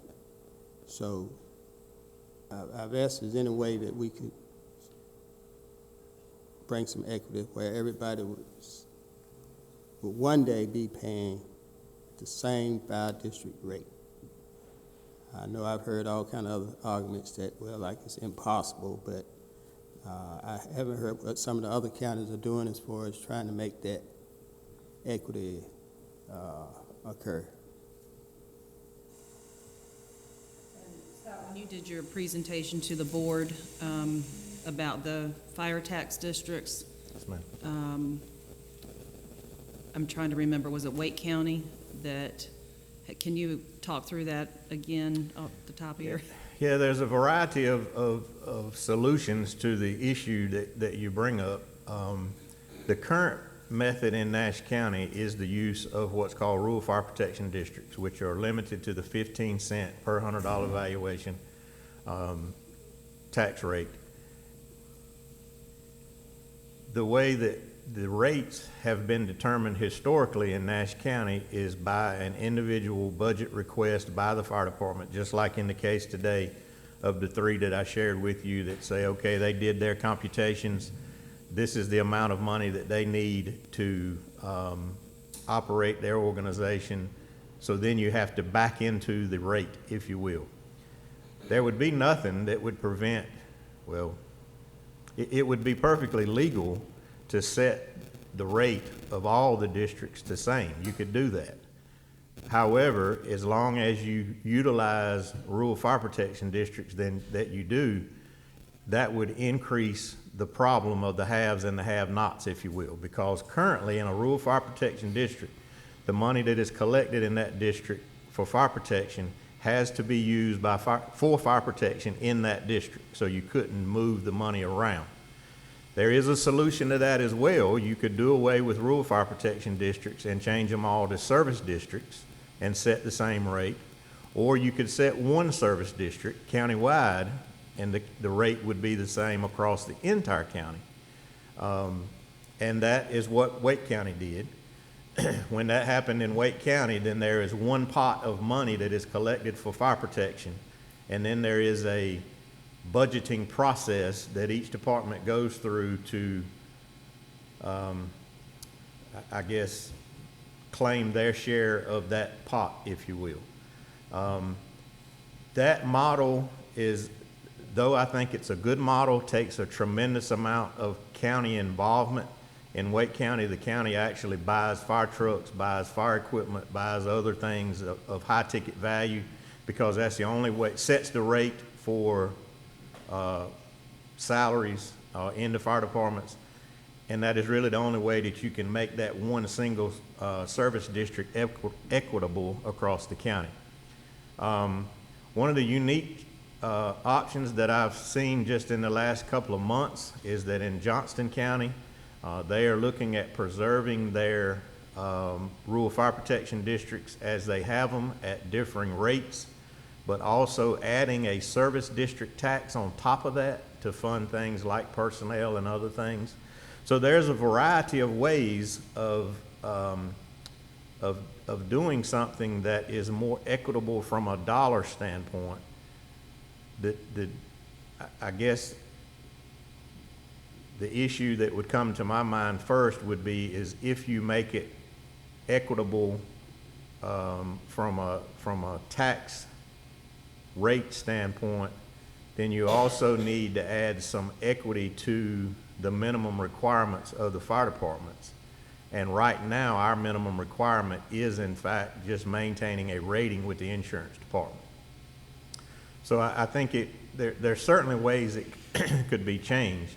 The way we do it currently is probably the most prevalent is by far the most prevalent in North Carolina, and has historically been done that way. But if there's an appetite for change, that is, there's several different alternatives.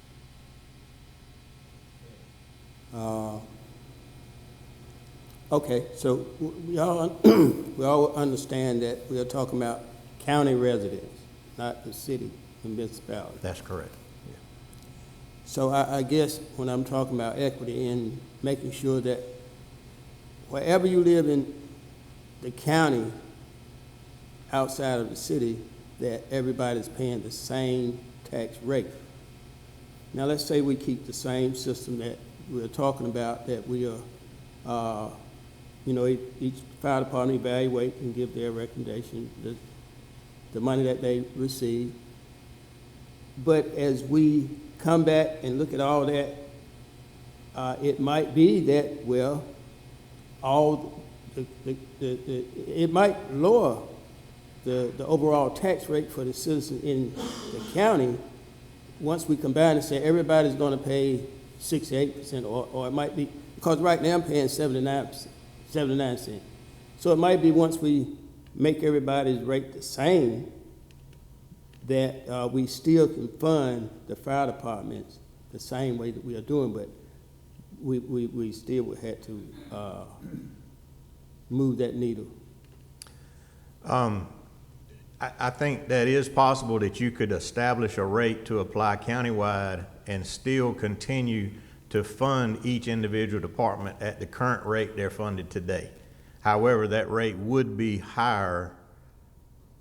You would certainly have to collect more tax than what you collect today. The other complicating factor to that is that rural fire protection districts do apply only to unincorporated areas of the county. But remember, in our county, folks within the corporate limits of Castalia, Bailey, Red Oak, and Dorches do pay fire tax. So that complicates the equation a little more. But certainly there's some ways of doing it. Every municipality in our county, with the exception of Rocky Mount and Nashville, contracts with a rural fire department to provide protection in their city. The ones I just listed have allowed by resolution that the citizens in their city be taxed for fire protection. The others simply fund the fire departments through a contract agreement like the county does. So you would have to address some city or town, municipal, I guess would be a better word, cost share if you looked at a countywide rate. Yeah. So I guess my short answer is there's certainly ways of doing it. It would just simply be a decision on how we would prefer as a county to do it. But anyway, my problem is that, you know, it's tax on real property. And, you know, why should one citizen that lives in the county pay 5 cents more or 6 cents or 8 cents more on all his real property value than somebody that lives in a different district?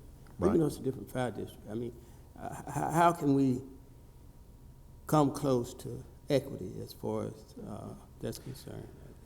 Cause like I said, the well-funded districts pay less property tax than the ones that are not.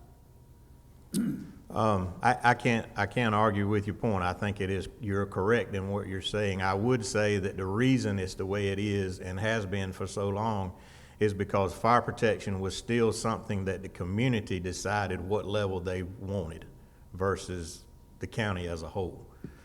Because I wouldn't dare to tell you that protection is the same. I mean, I know the rates are inequitable, but there's really not a solid line of equity in the services provided either. Yeah. So.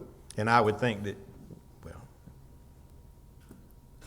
We're at a stage in our history where we could possibly change that. We don't have to just keep doing it because that's the way it was. No doubt. Because it was created on another system, on another basis. Like I said, people that saw a need and had the resources to create a fire department and district. And then you have people in areas that did not have the resources to do that. So as they grew and found resources to do that, their departments were behind the ones who had started earlier. So we have a different set of criteria and historical factors that factors into this inequity that we have as far as our tax rate. And I'm talking about it because it basically affects the base tax rate that everybody pays. We base at 0.67 cents is our base, but everybody's not paying in the county based on that. So right. I'm saying that because I think the board, as a board, should look into that and that we should eventually try to work towards an equitable solution to making everybody have to pay the same base rate. It's my understanding that Suffolk County of Virginia,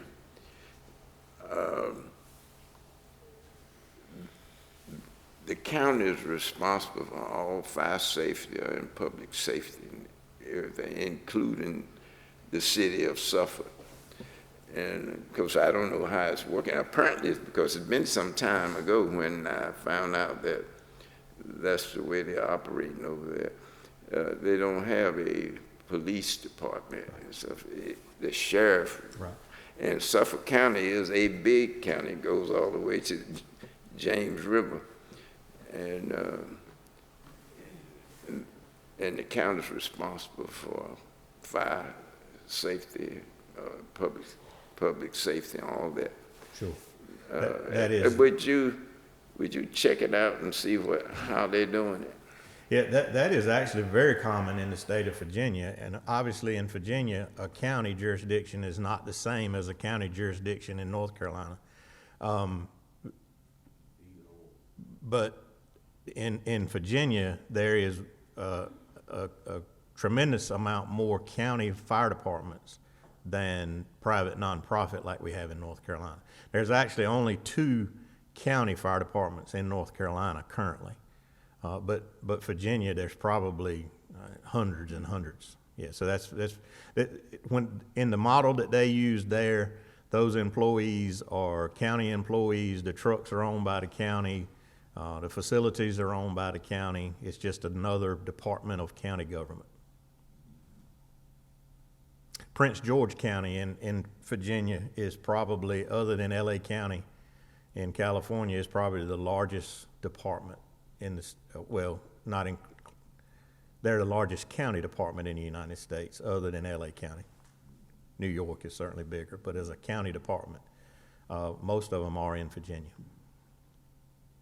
I think the point we gotta keep in mind with this discussion is, the way we're set up now, these rural fire departments pretty much do their own things. They have people that they elect to be their chief and officers, and prior to us having any discussion of any significance on this subject matter, and I do understand what you're saying, Commissioner Arrington, but I think we've got to be very cognizant of the fact that that conversation needs to be led by those chiefs through the organization that they have, and have buy-in with them, and let's hear from them long before we have much discussion about it, because I think it's a dangerous path to start without some type of recommendation from that group of what they would like to see, because they are a sensitive group, and I think we all realize as commissioners we get more benefit per dollar from that group than anything else we're involved in with the county, and I think we need to protect that relationship as long as we can. We got to remember too, that's their fire department. That's right. County money didn't build that fire department. Tax money from each district might have helped build that fire department, but most of them got built a long time ago. When it was all volunteer, it was all contributions before the tax got involved. Am I right, Scott? So it belongs to the community. It don't belong to the county.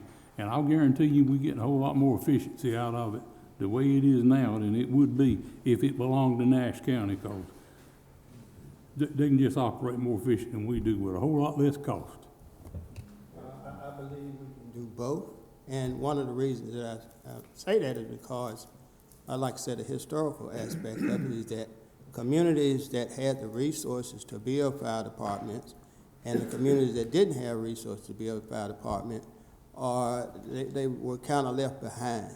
And we can still do what we're talking about with those same departments working together with the county and figuring out a solution where they can still have control over their fire district, but at the same time, all the citizens need to pay the same tax rate.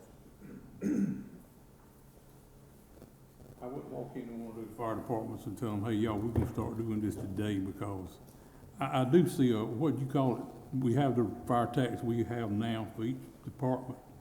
If we had a county-wide tax, you know, a penny or two to help pay for certain things that the county's got to get involved in, maybe that would be a possibility. But we're getting a whole lot for our money right now. And I'm not advocating eliminating that whole system. It's a different system. It's how we're gonna make both of them work together. I understand Commissioner Arrington's suggestion and position on this. But I worked with those fire departments when I was working in Nassau County. They are proud of what they do.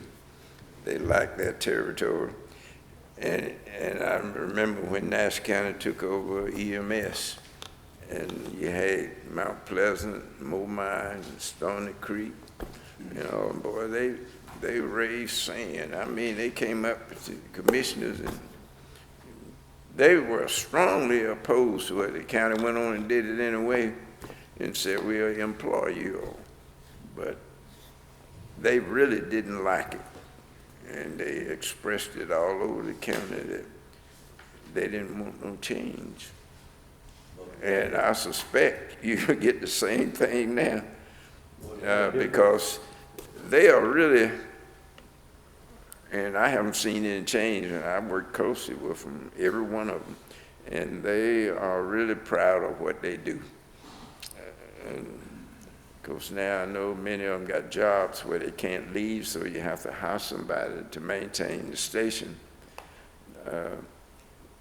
But I think they like it the way it is.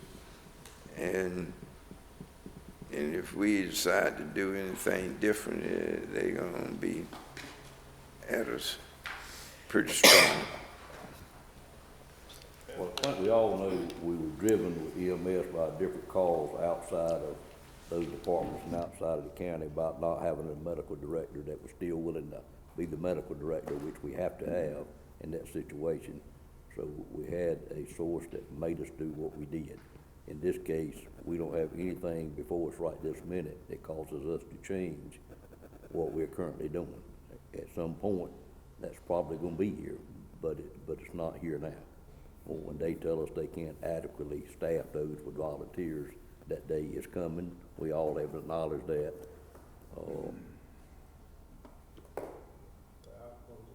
One last comment.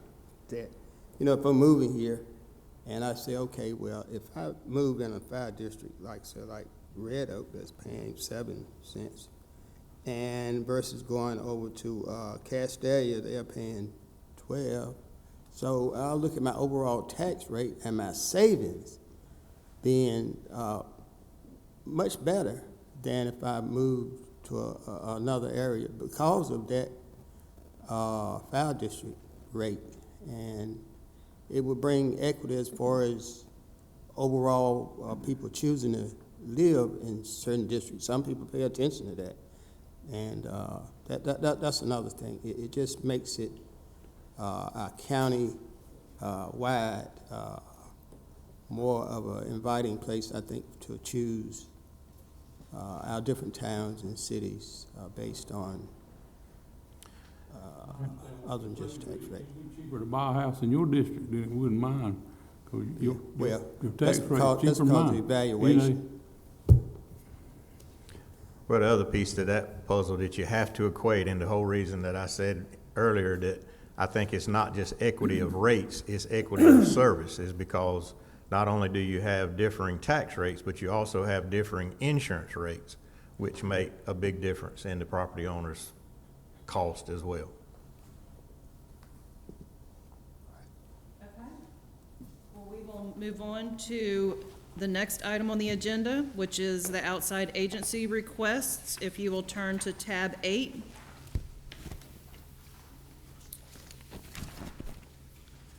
And go ahead. So in tab 8 of your book, you will see the outside agency request. Most of them you have seen in the past. I would bring your attention to 3 new requests. One is the Mercer Foundation, a little over halfway down the list. The other is Communities in Schools, and the third is the STEP Partnership. We also have a increase in request amount from the Boys and Girls Club, United Community Ministries, Down East Partnership for Children, pretty significant increase in the Spalding Center, and a very small increase in the United Way 211 program. You have applications for funding from each of these organizations behind this chart in your book. You're certainly welcome to peruse. I'd be glad to answer any questions on any of the organizations that you might have for me. We have established a committee. I'm sorry. I see you don't have any. We did not receive a request from them. You did not? No, sir. Well, I'm surprised.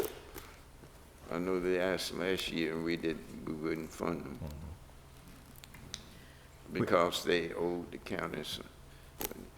So maybe that's why they have not retired that debt yet, have they? Yeah, They- we did they last have. year. Yeah, oh, you did? Yes. Well, I'm surprised they didn't ask for funding. We have formed an internal committee to the county. There's about 6 members that are reviewing these applications to make a recommendation to the manager. But we did want to bring them forth to you for your input and discussion.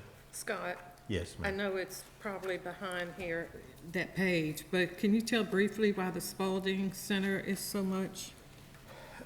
It appears to me that in my review of the application, they have lost some other funding avenues and actually have made the request to the county. The $373,740 is their entire budget.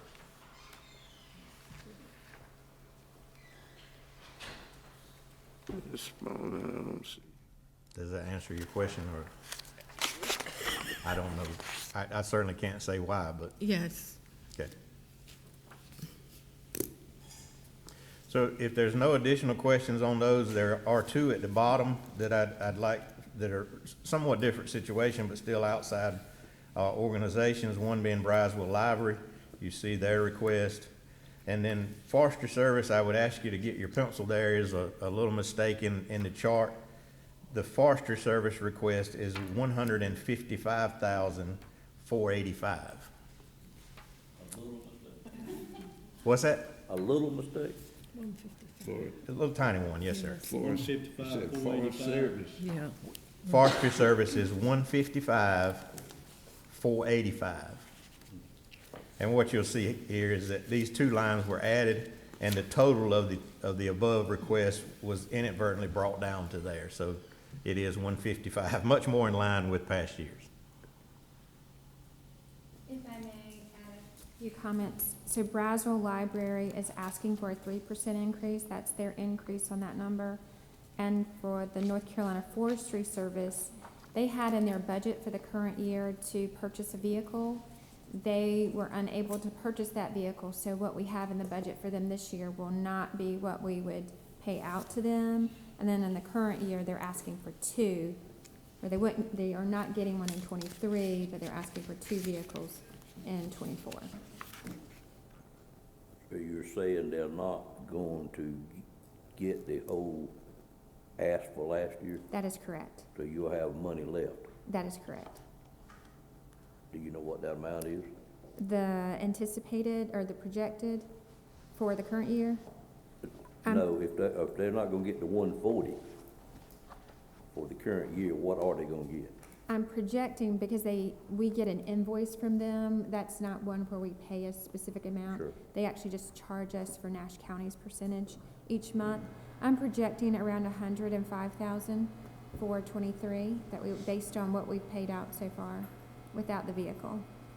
So really, if you did a budget amendment and rolled that back into that year, you really wouldn't be asking for an increase. I agree. Okay, so we really don't have an increase. That's right. Okay. Well, I think it sounds better to tell the board that way. Right. I understand. Gotcha. So the library is the funding is based on a formula. Is that what this increase reflects, that formula? It is. The 3% is based on the formula, and again, that would reflect 3% ask across the board for Rocky Mount and Tarboro. And in the past, what we've done is if the other, if the other municipalities contributed the 3% increase or any increase, Nash County has been a part of that as well.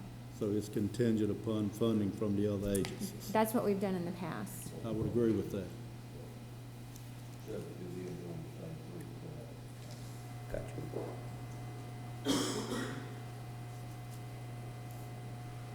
Are there any other questions for the outside agency request? You didn't get a request from the Wright Center? No, sir. Any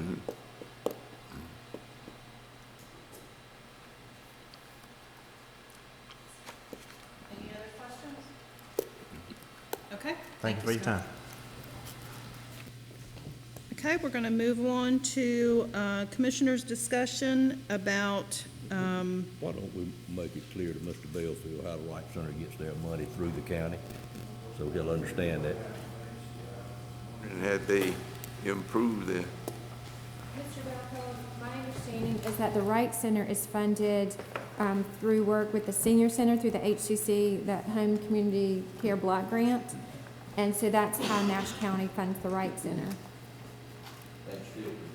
And still continue. So we may be funding it, but it will be not under a genuine nonprofit request. okay. Thank you. okay. So if you'll turn to tab 9.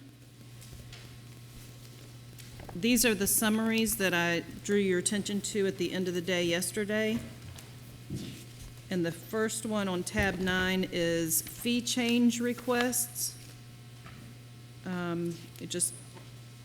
Any general comments from the board about any of the fee change requests?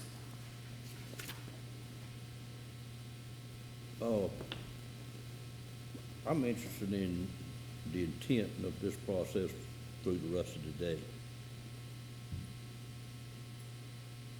Is it your intent to take these tabs and us to take each line item and tell you where we are on each line item? Or I'd like some guidance on what the rest of the day looks like. I think at this point, if there are things that the board feels strongly about, as far as things that you want to make sure happens in next year's budget, I would like to hear from you about that. And we can either do that here or we can do that offline. You have the summaries in your, possession here, and if it's a process that the board would prefer to just take some more time with and get with me individually, or email me, we can do this any way you desire. How did you plan to do it today? I'm not trying to interrupt yours, I just want to understand the process. Just to go through these different areas, the fee changes, the personnel requests, and if there are board members that feel passionate about a particular item and you want to express that to me here today, this is an opportunity to do that. Or again, we can do it offline. I don't have an interest in doing anything offline. I'm just trying to get my head wrapped around what we're gonna do here. I have not much ability to make much comment until we get to the point where we know cost versus projected revenue without a tax increase. And then what I hope to see at some point is a proposed budget from administration Right. that matches those two numbers and what administration's real thoughts are on each one of these line items, and at that point, make the decision. But we can certainly walk through them, and I think what you're saying is let you know, I don't want to sit here today and say that's a go, that's a no-go.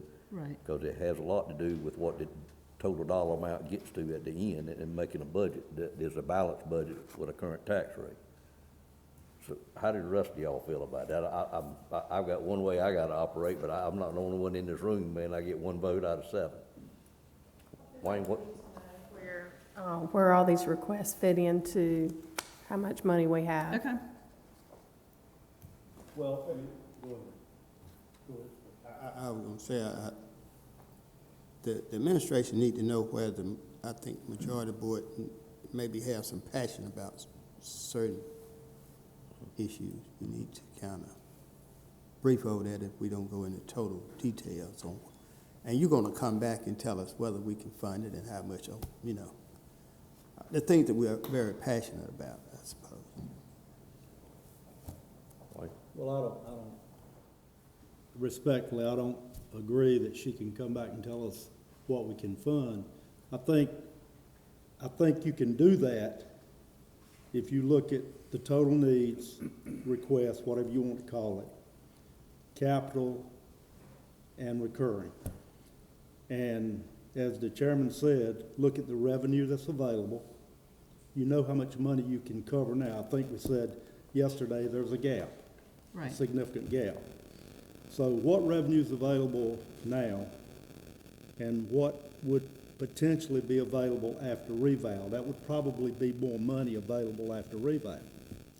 And then we've got a certain amount of money that can be provided through borrowing and taking on debt. And we can take on some debt.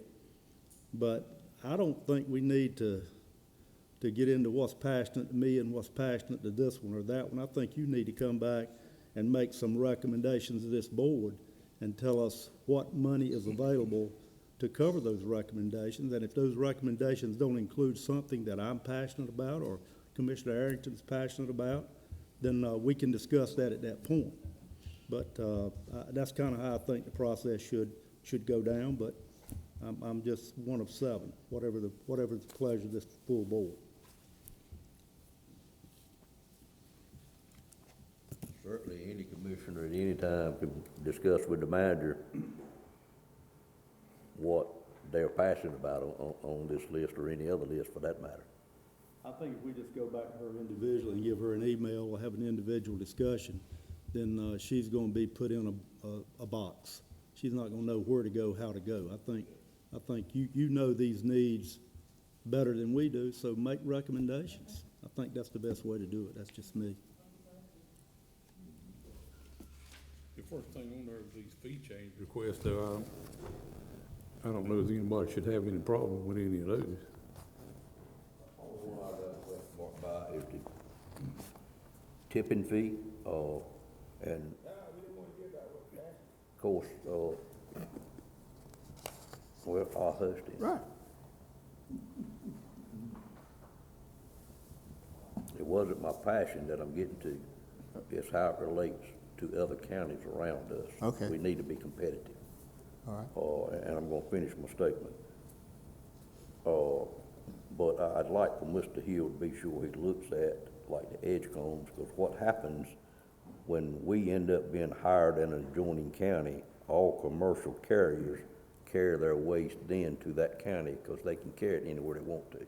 So if they can dump it in Edgecombe for $48 versus Nash, and it's coming out of Rocky Mount, which is a concentration of where most of it comes from, it's gonna go to Edgecombe because the distance to Edgecombe versus Nashville landfill is almost identical. I'd just like for that to be looked at carefully before we would move up 25% or about 20% in what fees we're charging.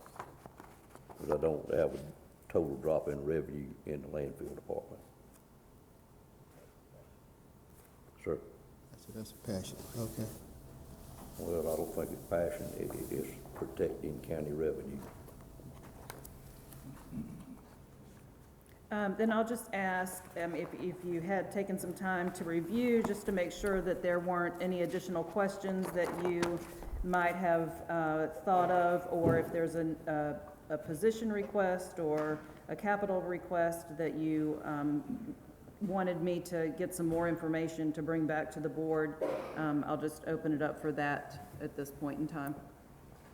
We did talk about Viper radios and a total snapshot of that, so it's not scattered all over the place. Yes, I have a note about us putting that together, as well as looking at the building security as a total package and getting a formal written plan in place to be able to share with the board. You mean covering that ourselves and not with an outside agency supporting us? And it may even be a combination to get the job done. So we will look at formulating that plan, getting it on paper so that we can share it with the board. Thank you. Madam Manager, would you just clarify what you did yesterday about when we would hear the DSS I believe in our April meeting, more than likely we'll have a discussion about that request, and you all will come to a consensus, and we will have you approve whatever. And then after that, we'll look at it. Well, we will get that information to DSS and let them take a look at what their request was and what you all are approving mid-year, and have them make adjustments to their next year's request based on what you approve. Okay. And then we will have them come and present that to you. Okay, thank you. I just make a final comment. I do think this whole budget, I do think that the majority of reasonable requests in here, and a couple of these requests are not even reasonable in this current budget. But I do believe that we've got the revenue stream, or will have the revenue stream, that coupled with some debt that we could take on. I do think we can probably cover most of what's in here within reason. And I give you an example of what I would think would not be a top priority.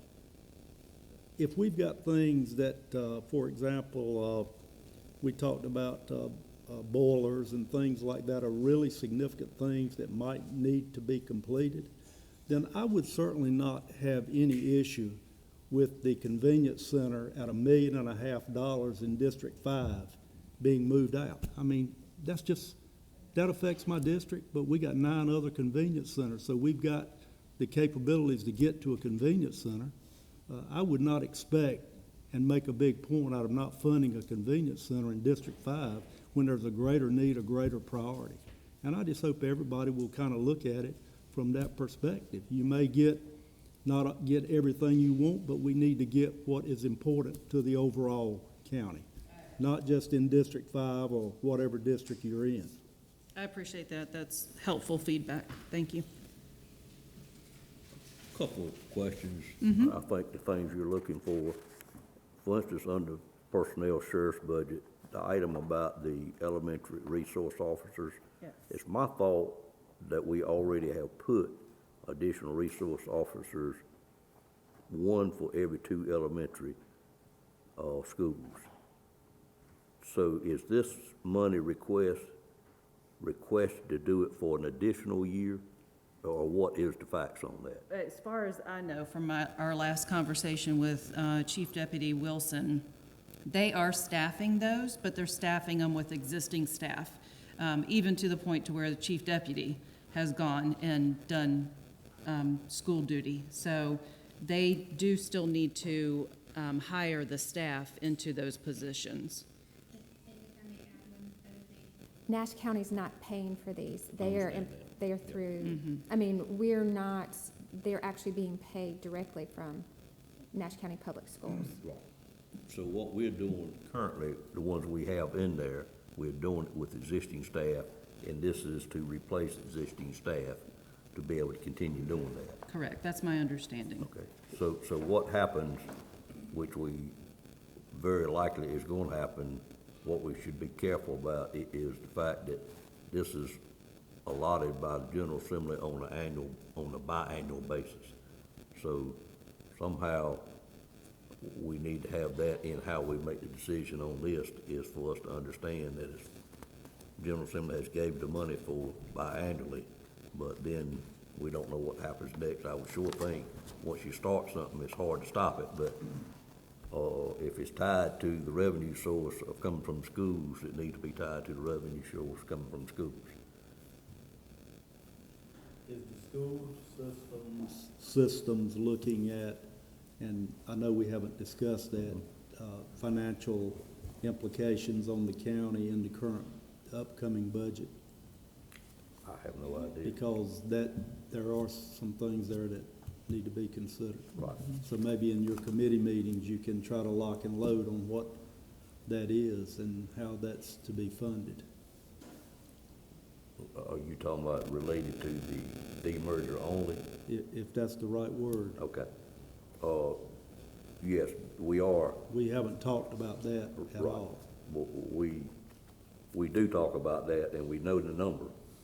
Well, I know the number too. But it's just a matter of where the money's gonna come Right. from. We're And right, I understand I that. know there've been some discussions on that, but Correct, yeah. we just need to know before we finalize the budget.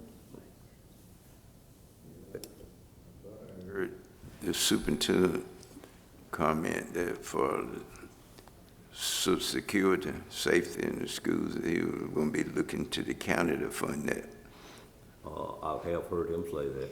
Yeah, But not he him. did say when we had a legislative dinner. He did. But we haven't seen his request.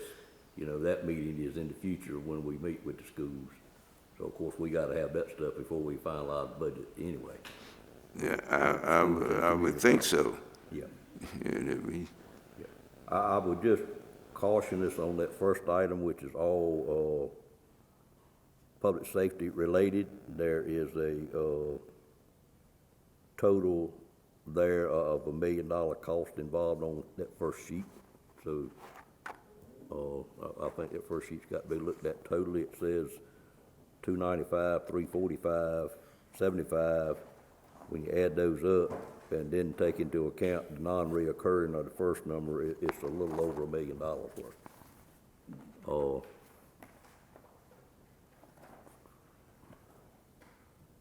I'd like right much more understanding on the request on the farmer's market manager, because I didn't comprehend that.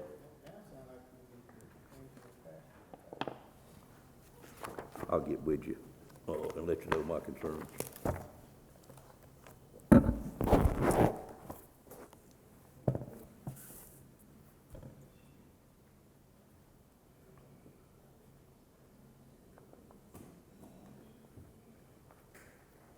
Do we? Well, this was all we had on the agenda for the rest of the afternoon. So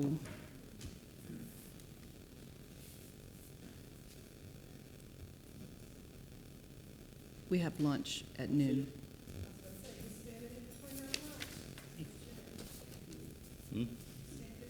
Well, it's not going to be ready until noon. I'm not standing between you, lunch.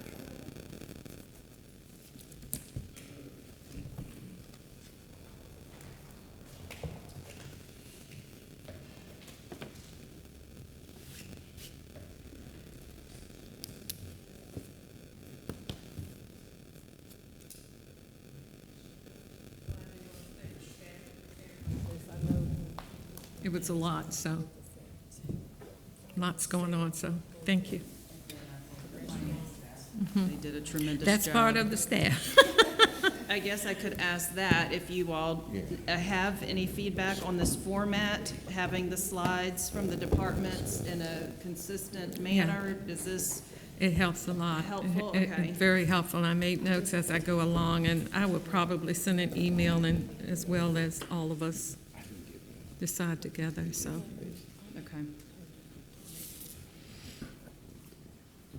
If there are any other areas that somebody would like more information in, I'll be glad to hear those comments. Or, I don't know what we're gonna do. We're gonna adjourn and just hang out here for a few minutes until lunch is ready? What's the pleasure of the board, Mr. Harrington? You're the chairman. Pleasure of the rest of the board. Entertain a motion to close the Nash County Commissioners meeting for today's date. So moved. Have a motion and a second to the motion? Second. Any questions on the motion? All in favor of the motion, let it be known by saying aye. Any opposed, by a like sign. Stand adjourned, and lunch will be ready in just a few moments.